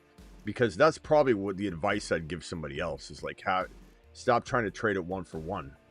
Just try and see if you can get rid of the old pieces of this team. Would be, I don't want to get rid of Garrett Wilson. I don't want to get rid of JJ. Don't want to get rid of Bucky. I love Kyron to death, but if I could upgrade him into a player that's got just a little bit more time, I would consider it. But at the same time, I do, I don't think I'm getting Gibbs. I don't think I'm getting Bijan. Do I really want to trade him for Hampton? Probably would, but I don't know that someone's going to even do that. Can I trade maybe Debo and the 28 first rounder to upgrade the Debo spot and have an even better player that's equal to Garrett Wilson or something? Maybe. It's probably what I should do, or Kittle. Right. Probably what I should do. That's the advice I'd give somebody else. But Yeah, because and then someone in the chat said they'd rather have like Devontae Smith than Olave. Like, yeah, so I guess you got to look at it too and see who would you rather have. Right. And then so who do we want over Kyron? The 28. So 2028 and Kyron for what running backs? What running backs? And you can't ask for Bijan, you can't ask for Gibbs. So we have like players like Achane. Are we believing that is an upgrade enough to make that trade, or do we believe that Achane probably doesn't even have much more time than Kyron? I like Achane enough. Hampton, would everybody take Hampton over Kyron and the first rounder in this situation? Overpay to get younger and be able to withstand longer. Chase Brown. I don't know, because like I have faith that Kyron plays the full season. Oh yeah, no, not this year. I'm well. just saying dynasty, like long term. Like, do I? Well, no, I know, but I'm looking at your team as a team that can win the championship this year. Sure. So I don't know. I don't know if Hampton would be like Hampton makes sense, but does Hampton help you win the championship this year more than Kyron does? I mean, Kyron could have 15 touchdowns, over 1,300 yards. I think I would do it for Achane because I think Achane helps. I was going to say that. It helps him win this year and gives me a little. I feel like of youth, a touch. Yeah, I feel like Achane's definitely the good move. Is this a half PPR or PPR league? Full PPR. Achane's probably the way to go then, man. In that case, I'd probably do Chase Brown too. Okay, let's go. Chase Brown's a good call. I'm gonna send this to the agent. So Kyron in the 28 first rounder. That's brutal, sending Kyron away in a trade at all. I don't know. It's such a painful thing for Achane. Now the other thing though to consider though before I do it is I have Jarquez Hunter, I have Corum. So like am I maybe overthinking that Jarquez Hunter, I really like him. I'm not saying he's the next Kyron, but if Kyron did fall off, I mean, the Rams love him. I mean, I think you saw that video where they were talking about Jarquez and how they were so happy to get him. And I might be targeting him. Kyron and Hunter and Corum. Right. Yeah. Knowing that context, I might just stay with Kyron. So, wait, let me make sure I understand the trade. It would be Kyron and your 28 first for Achane, right? If I was going to send an offer thinking I'm upgrading. If you were going to send an offer, right? Longevity out of Kyron. I think that's too much, man. Why not Kyron and your 2 for an Achane? I just don't think anybody. Because the current ADP where Achane's kind of going and Kyron, I mean, I would do that.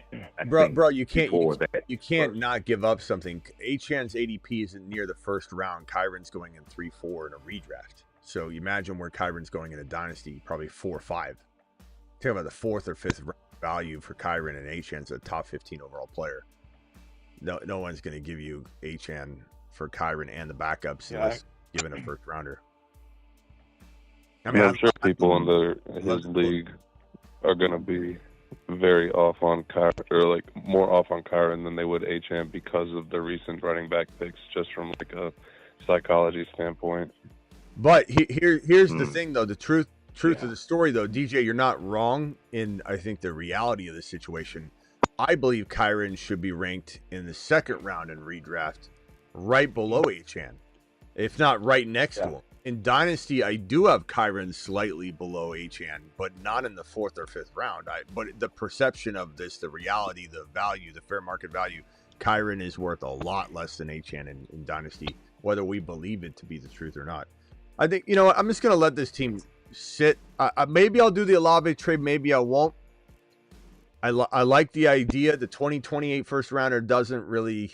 I believe it's going to be a very late pick. I think once I get closer to that year, I could maybe trade it because it's a sooner attainable. But I think people will be looking at my team and saying that this is a late pick. But waiting to trade it will probably be better. Probably. Yeah, better. I agree with that. Tony says, just tuned in. Want to say great call. You called Samson early before everyone. Thank you, Tony. Appreciate you, my boy. It's not over yet. The story's not told yet. Ford's still in his way. But yes, we're inching closer to watching Samson potentially take that starting job. I have Kelsey. Do I drop Goddard and pick up Ford or Samson? Scotty, I would drop my kicker or defense unless you got like a kicker or D you can't replace, like they're elite, they're the top guy. I would hold go all the way as far as you can into the offseason before you got to make that decision. But I don't think Goddard's somebody I want to drop if you only have. But then again, it's like in leagues where tight ends are readily available, like if you have tight ends available on your waiver wire right now, I'm okay with this move, I guess. But I would pick up Samson, not Ford, if it's any sort of like keeper league, dynasty or keeper. If it's redraft, I think I still take Samson. But Ford might have more value initially, my boy. This guy's late to the party. He says CMC over bum Genty. He can't even spell Genty right. Gemini. Okay. All right. From the rafters. Everybody just wave at him. Thank you. Thank you. Just say thank you. He's doing us a favor. Thank you. Tell more people. Tell more people as you pass by. Go ahead, Travis. Sorry. Scotty. No, I was going to say, thank you, Tony. In terms of receivers, going back to the Olave part of it, I guess you'd have to look and say, are there any other receivers you think you could get that you like better than Olave? Well, I've tried. I can't say I've exhausted every trade idea, but throw a couple out. I guess. Let me read off a couple. Quick, Xavier Worthy. How high are you on Xavier Worthy compared to Olave? Yeah, I would definitely take it. I don't think. I'll send it. We'll see what happens. Maybe you're right, bro. Maybe you'll come back in here. Yeah, that's not a bad idea. Yep. Yeah. All right, I'll send it out. Let's go Worthy. I'd definitely take Worthy. What about McLaurin? Let me add my third rounders. I have no more. I have no 2026 picks except for one third round pick, and then I've got no 27s at all, and I've got only a first and third in the 2028. I'm going to send all three for Worthy. The 2 third rounders, they're thirds, I don't care, and 1 first rounder 2028 for Xavier Worthy. So that offer has been sent. I'm sorry, what, Travis? What player? What about McLaurin? Would you take the risk on him? No, because this team doesn't need. No. This team doesn't need McLaurin. I only want a future solid player, and I don't even need a receiver. I don't necessarily need a receiver. Running backs are kind of harder to trade for, but even if I scroll through and I see like Jaden Blue, I mean, I don't know. They're players that I love. Charbonnet. Do I want Charbonnet or a 28 first rounder? He's got Travis Hunter too. Don't think I could get rid of Now, here's the interesting thing. What if I could trade Kittle in the 28 first, put Jonnu in my lineup? I'm not saying it definitely hurts me. But if I could get a big enough player, what player do I want? The only problem is then I'm putting Harvey on the bench, and it's like, I can't do that. I want Travis Hunter, though. Part of me wonders, wonder if I could get, let's see what he has. Could you maybe do Kittle in that 28 first for McBride? I mean, if the McBride owner is in a win now mode? I don't think so, no. I mean, I could send it. But I was going to say that too. Probably if somebody what in the hell is this? What are you sending to me? Don't send me that trash ever again. Kittle's old. Respect Kittle, guys. No, he's been great, but he's a ticking time bomb. In Dynasty, no one's taking that. Yeah, I'm telling you, half of these owners have already said I don't want a 2028 or whatever. Look, what about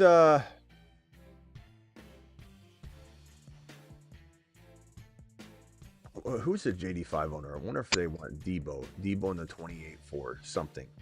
Now look at their team. Okay, who does he have? He has Najee, Mason, no running backs whatsoever. BTJ, Debo, and he's not going to do that. You never know, though. Yeah, I don't think he will. Debo and a 28 first for BTJ, you won't do it. Travis Hunter, I mean, he won't do Debo in a 28 first for Travis Hunter. Let me see what else I can throw in there, though.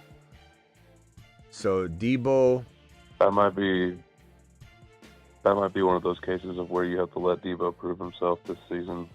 Yeah. Like the way you believe in Debo, like you just gotta let him show that he's still valuable. Hear me out. Kittle, Debo, 28 first rounder for Travis Hunter. I'm not going to get Debo in the 28 first for Travis Hunter. So if I threw something crazy at him with my team, I'm taking a hit with the Kittle piece, but I'm building for the future as well. Throw Jonnu into the lineup. I'm just curious, how crazy is that offer?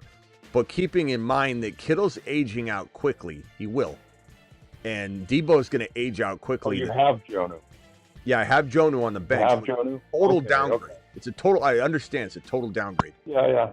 But if I go Jonnu in my lineup and I trade Old Man Kittle, Old Man Debo, and the 28 first rounder for Travis Hunter, is that something that you guys think is crazy? Hopefully it is, because then I know he would do it. And then should I throw it down? Who's his tight end? I mean, in my opinion, it's a little.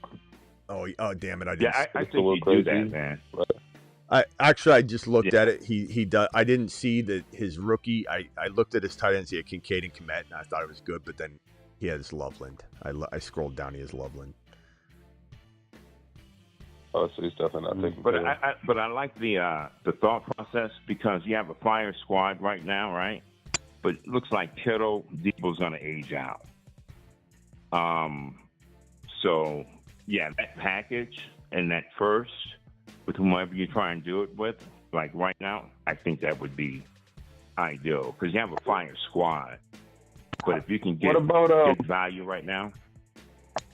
What about the teams with Laporta and Tyler Warren? Who else do they have? Yeah, I mean, I'll look at that. I wish there was a third. I like Laporta, but I don't know that I like Laporta so much that I want to just say like Kittle in the first. Like if there was another McBride kind of, I could throw Kittle in for upgrade the tight end long term, but I just don't think Laporta is secure enough there. The other thing I could do is I could throw the 28 first rounder. I don't think someone's going to come after Mahomes, but let me see who the Rashee Rice owner has at QB. But if I could get like a JD5 or a Josh Allen for Mahomes, might be worth throwing the 28 first rounder at it, just to get a potential upgrade. Now, Mahomes I still believe in tremendously, but I wouldn't mind getting JD5 or Josh Allen. Let's see, who's got Rashee Rice? I would put Debo into any of these deals to make it happen, honestly. I love him this year. I love him this year. Now, I guess the other thing, too, is like, okay, so I got JJ. So Jamar Chase, CeeDee Lamb. What if I sent Lamb? You can get Lamb with JJ, I bet. I wonder if I sent Garrett Wilson, then no, maybe not. I was going to say Garrett Wilson's going to be better than CD. Say Garrett Wilson in the first for Lamb, but I don't think it's going to fly.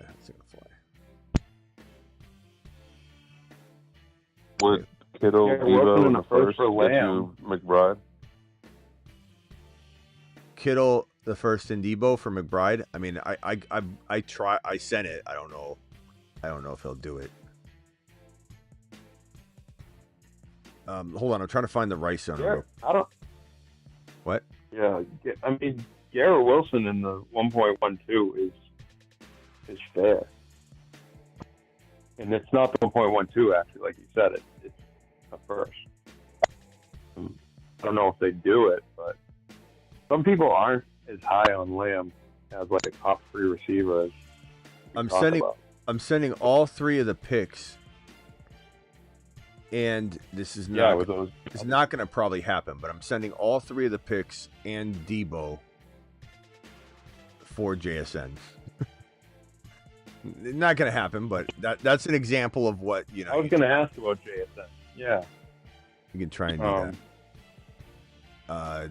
Now let me find the Rice owner real quick. Hopefully the Rice owner has like JD5. Rice. The only other thing I can think of.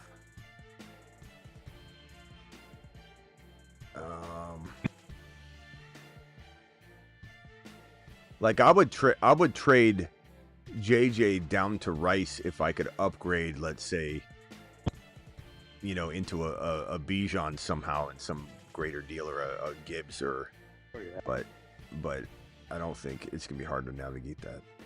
Marvin Harrison Jr. Who's his tight end? Tyler Warren. Damn it! I was gonna say I could do Kittle, Debo, and the first rounder for MHJ. He's doubted. Just spitballing this. Does anybody view, like, is there a receiver out there that you guys would give a 28 first rounder for, that someone you're afraid to admit you do it? Like, is Thornton someone that you'd be willing to put your, put all the marbles on the straight up? Yeah, I'm just saying. Yeah, is there not necessarily just 28 first rounder straight up for a receiver like Thornton, but I'm not saying it has to be Thornton, but is there a receiver out there? Man, I wonder if I could get a Buka for Debo in the first.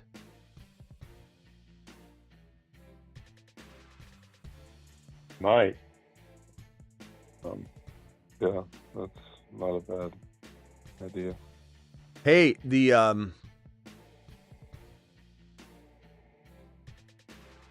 oh, damn it. Some of these people I traded with, so I can't do these deals. I was thinking I wait a minute. Wait, no, I can do this one, I think. I'm trying to forget if I traded with this person. So they've got Bo Nix. I could give them Mahomes for Bo Nix and get maybe something. Let me look. Mahomes, a first rounder for Bo Nix. How do you feel about Jordan Addison? I mean, the suspension, it doesn't sit well with me, and I don't know. And I just don't know there's so many mouths to feed over there, bro.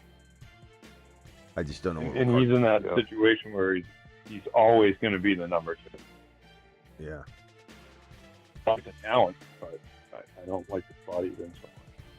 Someone said Josh Downs. The reason Higgins. The reason I brought him up is because you have Justin Jefferson, and God forbid Justin Jefferson gets hurt, Jordan Addison could explode.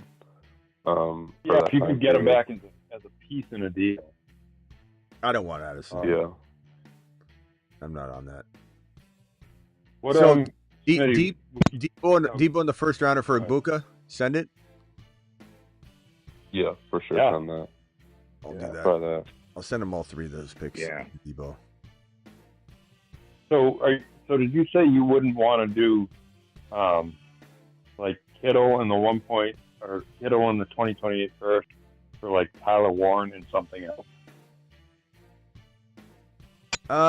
Maybe, but I think I'm gonna win this year with Kittle, so I'm okay keeping it. But yeah, that's a great point, because I think you have a win now team. So whatever it is that you're trying to do, I don't think you want to tear away from that. And Kittle can help you, sustain that and win. Yeah. Challenge is, I just think Warren's going to be good. Being able to move him. I think Kittle will be almost. Kittle and Warren will be pretty close this year. The thing about the Colts offense, I feel like they're going to be running through Tyler Warren a lot more than people realize, just because, they're probably going to have to play the short game a lot with the quarterback situation that they have currently. So it's going to be him and Josh Downs for sure. Yeah. What about what about this one? 2028 first rounder, George Kittle, Deebo Samuel, for Evan Ingram and Nico Collins. You think he might be tempted on that one? Nico, Evan Ingram. I give him Kittle, Deebo in the 28 first rounder.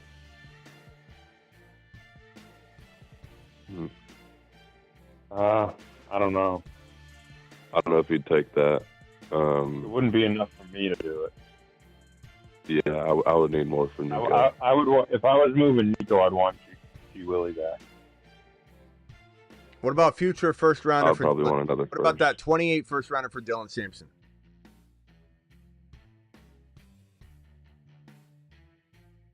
Oh, I mean, yeah. Cat? I don't hate it. I think someone would definitely do that. Especially considering where Dylan Sampson was probably drafted in the draft this year. Right. They're thinking that's immediate value for them. Right. They'd be looking at it like, oh, I just traded my, third rounder for a future first round. It's a good question, though. That's a good one, yeah.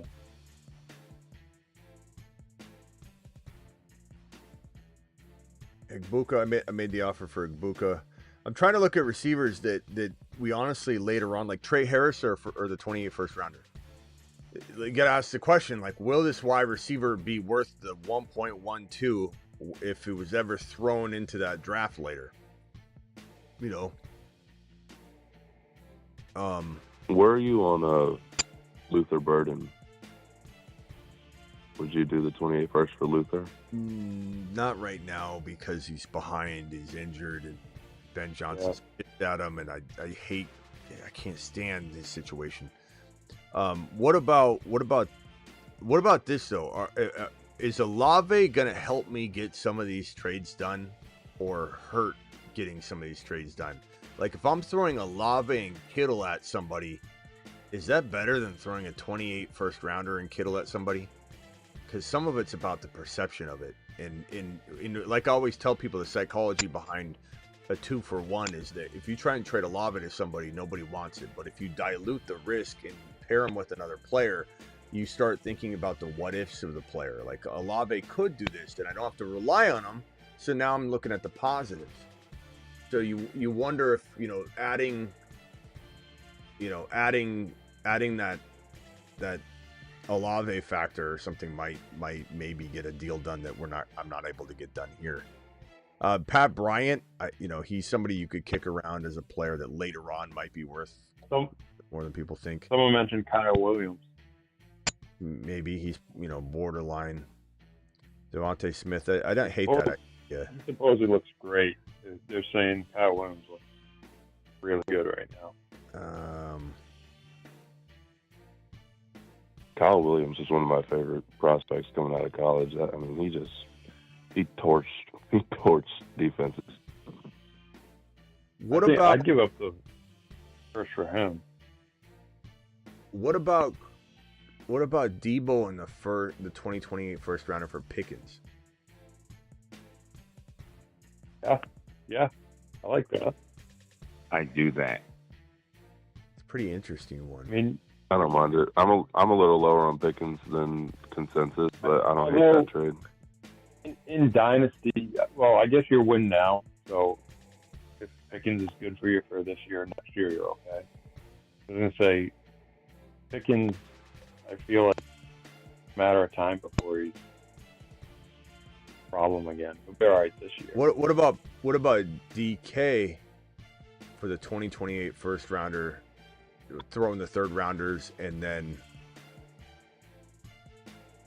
I wouldn't want to throw in like Deebo, I don't think, but what if I could I don't think there's much I could throw in actually. Bigsby, Keaton Mitchell. Who's got Derrick Henry? And I like Keaton Mitchell a lot, but Derrick Henry, let me see. Derrick Henry owner he's the one that has JSN. What about Keaton Mitchell? Maybe I should modify that, give him Keaton Mitchell.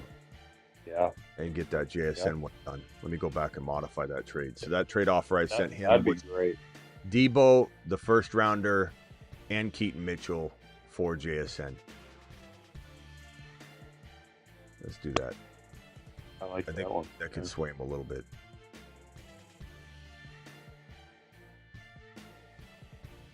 Confirm. Boom. Debo, first rounder. I threw in the third rounders. Debo, first round 2028, third round 2028, third round 2026. Keaton Mitchell, JSN. Hopefully that one gets done. All right, boys. I think I'm out of here. Anybody else on the phone line that didn't get to talk? Or let's see. It's just Big T and DJ. DJ, final thoughts. Nah, good show, man. But I will leave you guys with this. I didn't think it was possible for someone to actually talk about a zodiac sign in terms of building a team. Yeah. But there is a movie called The Fish That Saved Pittsburgh that Dr. J was in. I was maybe 10 years old. And the premise of that movie was just that. All athletes, all the players were Pisces. So it's pretty wild to hear that gentleman, I think with sincerity, talk about building a team. That was pretty wild. And this is why I watch, man. And he wasn't going to stop. Like, I was like, all right. He just kept going. Keep going. Yeah, he was going to start drifting into, like, government conspiracies and stuff, too. You could tell the way he was going. Bashal Tootin for the 2028 first rounder for Bashal Tootin. I have Bigsby. Anybody intrigued by that? You're overpaying for Tootin. Tootin's probably not going in round one, but if Tootin develops, then he would be a 1.12 player, you know. So you're kind of buying on the spec. I know people. I wonder if you could even get that took Bashal in the second round. So I like Bashal Tootin a lot, but I mean, I got Bigsby, so it's intriguing. Is there any, like, does he have any, like, bench players or young players that you could get with Tootin and put in the third rounders, or you already put in the third rounders? I haven't put in anything. What about Garendo? He's on the trade block. Garendo for the first rounder? Is that crazy? Yeah. I would offer something less than that first, and then work my way up if I have to. But I don't know. I like Garendo a lot. I mean, McCaffrey's gonna be cooked. Let's do it. Garendo for the 28 first rounder. Kind of like that. It's a risk, but I like it. Offer sent. Yeah, but I mean, like we just talked about this last night, the whole CMC thing and the chance of him getting hurt, and then like people forget that Garendo is 220 pounds and runs a 4.340. Like that's a dangerous running back if he gets in there. Physical specimen for sure. All right. The thing about Garendo. Sorry. Go ahead, Big T, real quick, and then I gotta let you go. Yeah, I was just gonna say Garendo is definitely gonna be splitting carries, or at least having a good amount of carries this season, because they're gonna try and preserve CMC's health for this season, and if they want to try and even extend him for longer than this season, they're definitely gonna have to play Garendo a lot more. So. Yeah, I just don't think CMC's gonna make it without getting hurt. This is one of the trades I could see getting accepted immediately too. And honestly, like I could see the league not even being 50-50 on it. I don't think I'm crushing him. I think it's just a matter of I love Garendo, he might not. And he put Garendo on the trade block. So he had a trade block, note by him. So he clearly is trying to get rid of him. If you're trying to get rid of somebody and someone offers you a first rounder for him, you're gonna smash that. I could lowball him, but would you?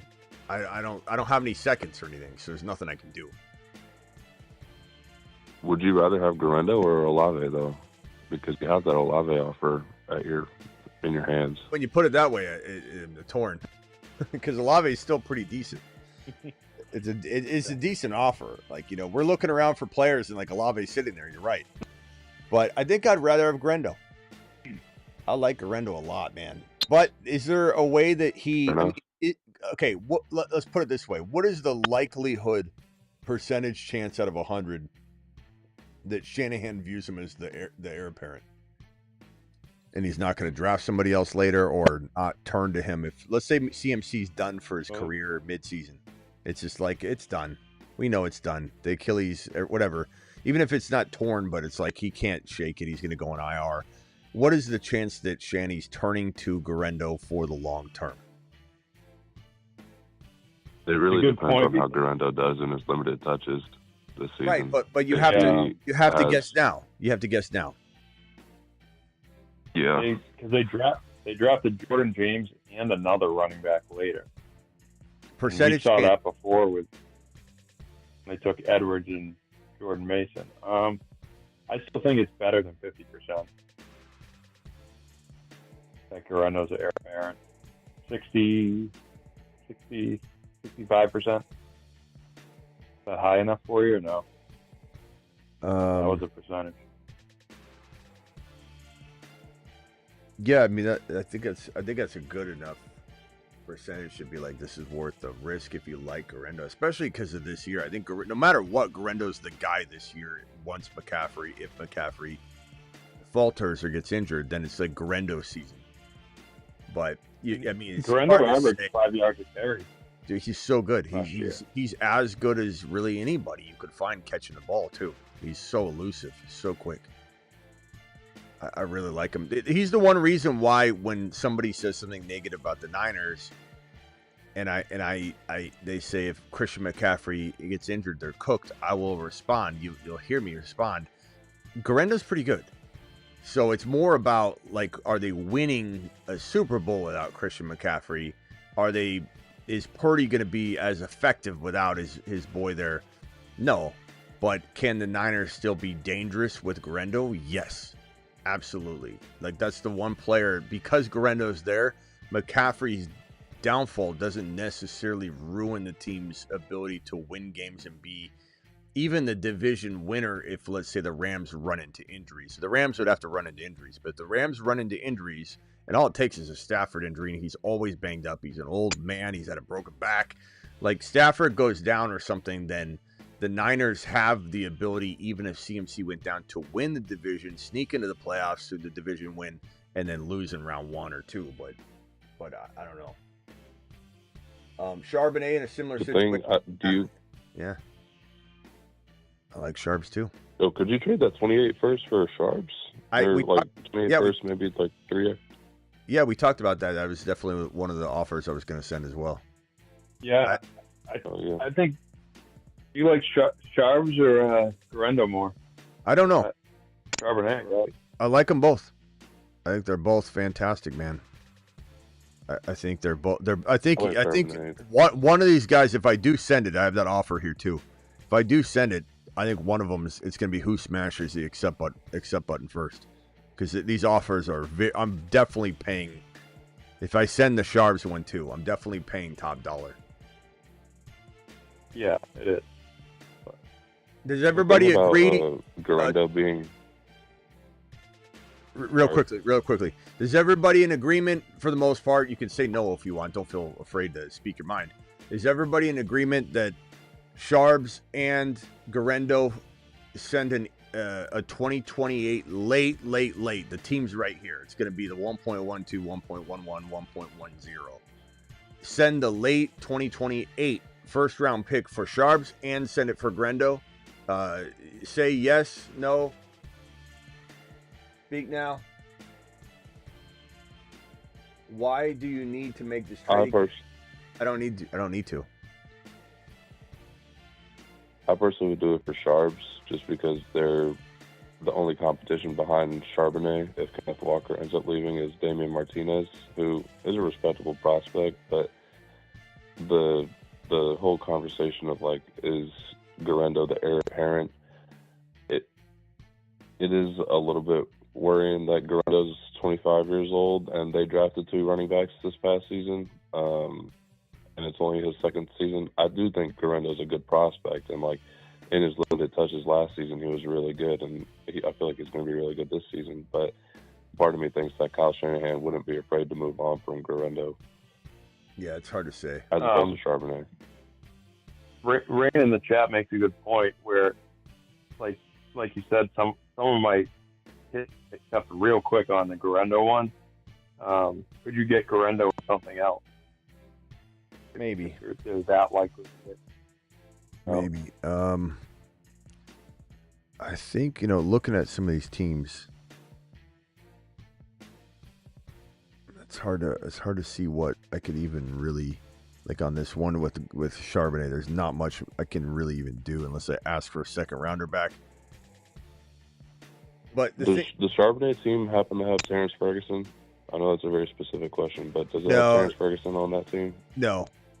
The thing about this though, like, and this is like in the trade videos and such that I send, I create, is that you do got to be careful of sending an offer that gets rejected and then trying to up it and then later it gets rejected again.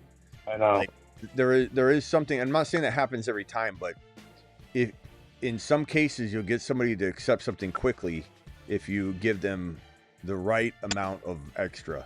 But the moment you try and lowball them first and ease into it, they get in the motion of no, and then when you up it, they're already still, their guard's up, and then they're kind of examining it differently.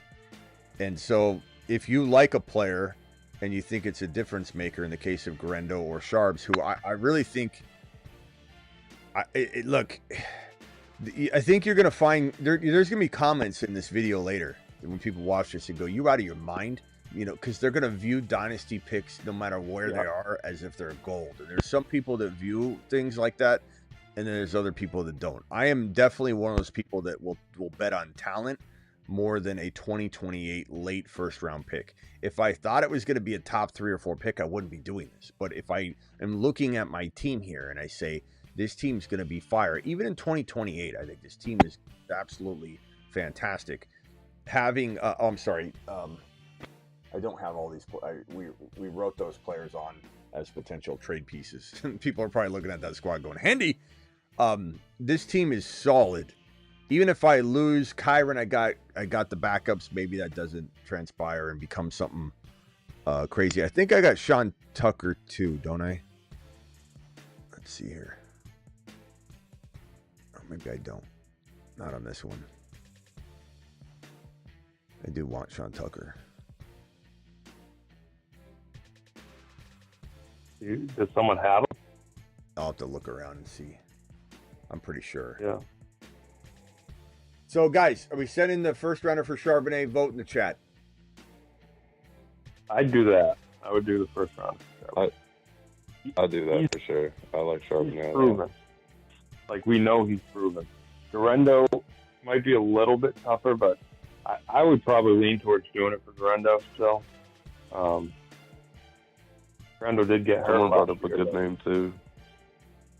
Trey Benson. I would send the 28 first for Trey Benson.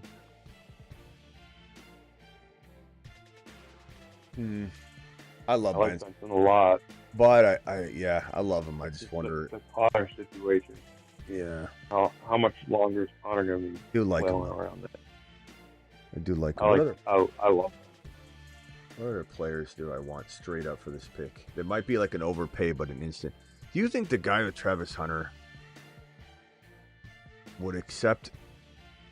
I'm going back to that Kittle, Debo in the first for Hunter. Maybe I gave you get some. Send that before you send anything. Send that before you send anything else. But you guys are in agreement that even though you're getting a lot of future value, like, is it too much to lose Kittle, Debo in a first right now? Like, given that I can win, I got Jonnu, but I'm losing Kittle. Debo's on my bench, but I'm still going to use him on bye weeks. But Hunter would go in, so it's fine.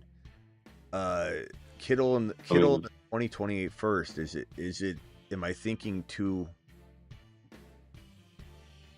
I mean, that's why I think I'd rather go for Trey McBride over Travis Hunter for your team specifically, because to round out your team to replace George Kittle, you could replace him with Trey McBride and have a completely I sent like that. young. Yeah, so I would see if that goes through first, and then from there you can pivot to Travis Hunter if you like. Yeah. But I'd try to replace Kittle first. No, I pulled that one back. No, he's not going to take that. I can guarantee you. You gotta throw more on top. I mean, Yeah, that one's not gonna fly.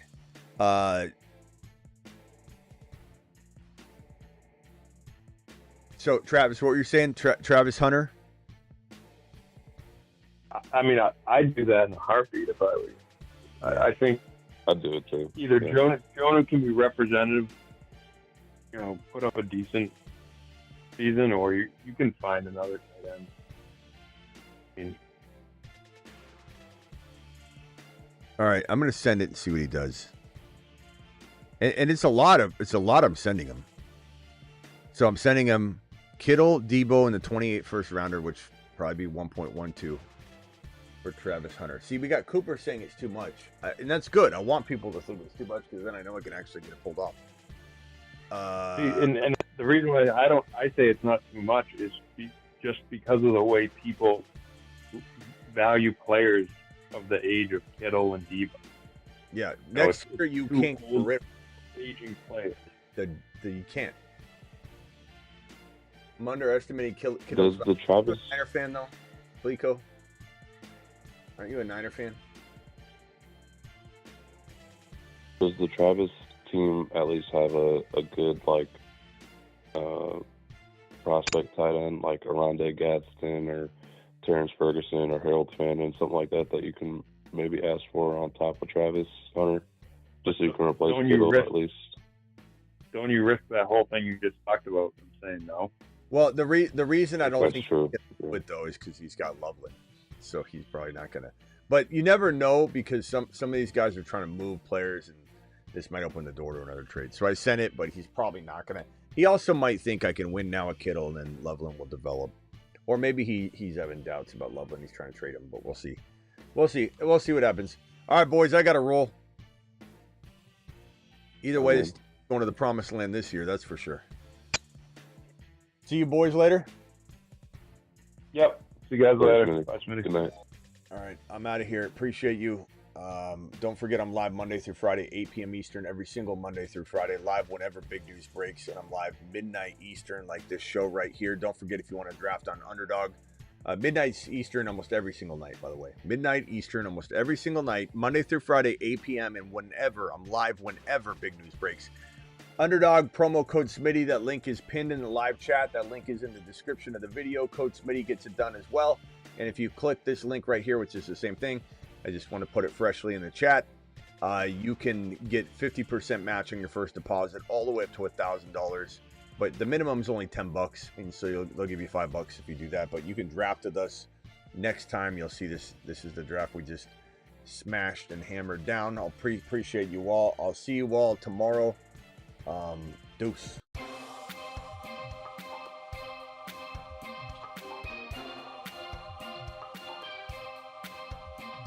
Thank you to my super chatters. Scotty Do. I don't have a defense or kicker yet. Small benches, 10-man. Yeah, if there's small benches, Scotty, don't you think you could... Scotty, you still here? Don't you think you could just pick up a tight end later? Like, there's probably tight ends on the waiver wire, right, Scotty? So I would probably say get Dylan Samson. Then your backup tight end in a 10-man league where tight ends are sitting there on waivers. You know what I mean, Scotty? Scotty to the moon. Appreciate you, Scotty. You still here? Let me know you're still here, bro. Yeah, 100 thumbs up. Hit a few more if you can. 300 in the building still. Please smash that thumb up button on the way out the door. A couple membership questions real quickly. Thank you, Travis. Celebratory, or this is just one. I feel like Devin Neal is undervalued. He's good. Maybe not. I think a lot depends on can that offense even move the ball.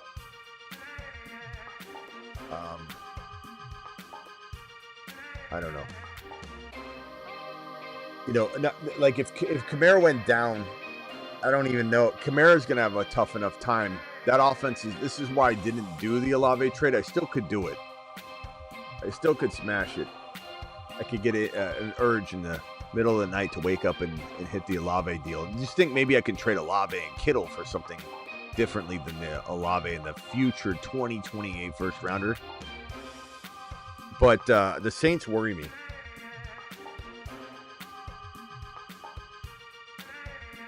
everybody liked Kendre Miller so much, and he was unable to do anything. All right, see you all later. Appreciate you.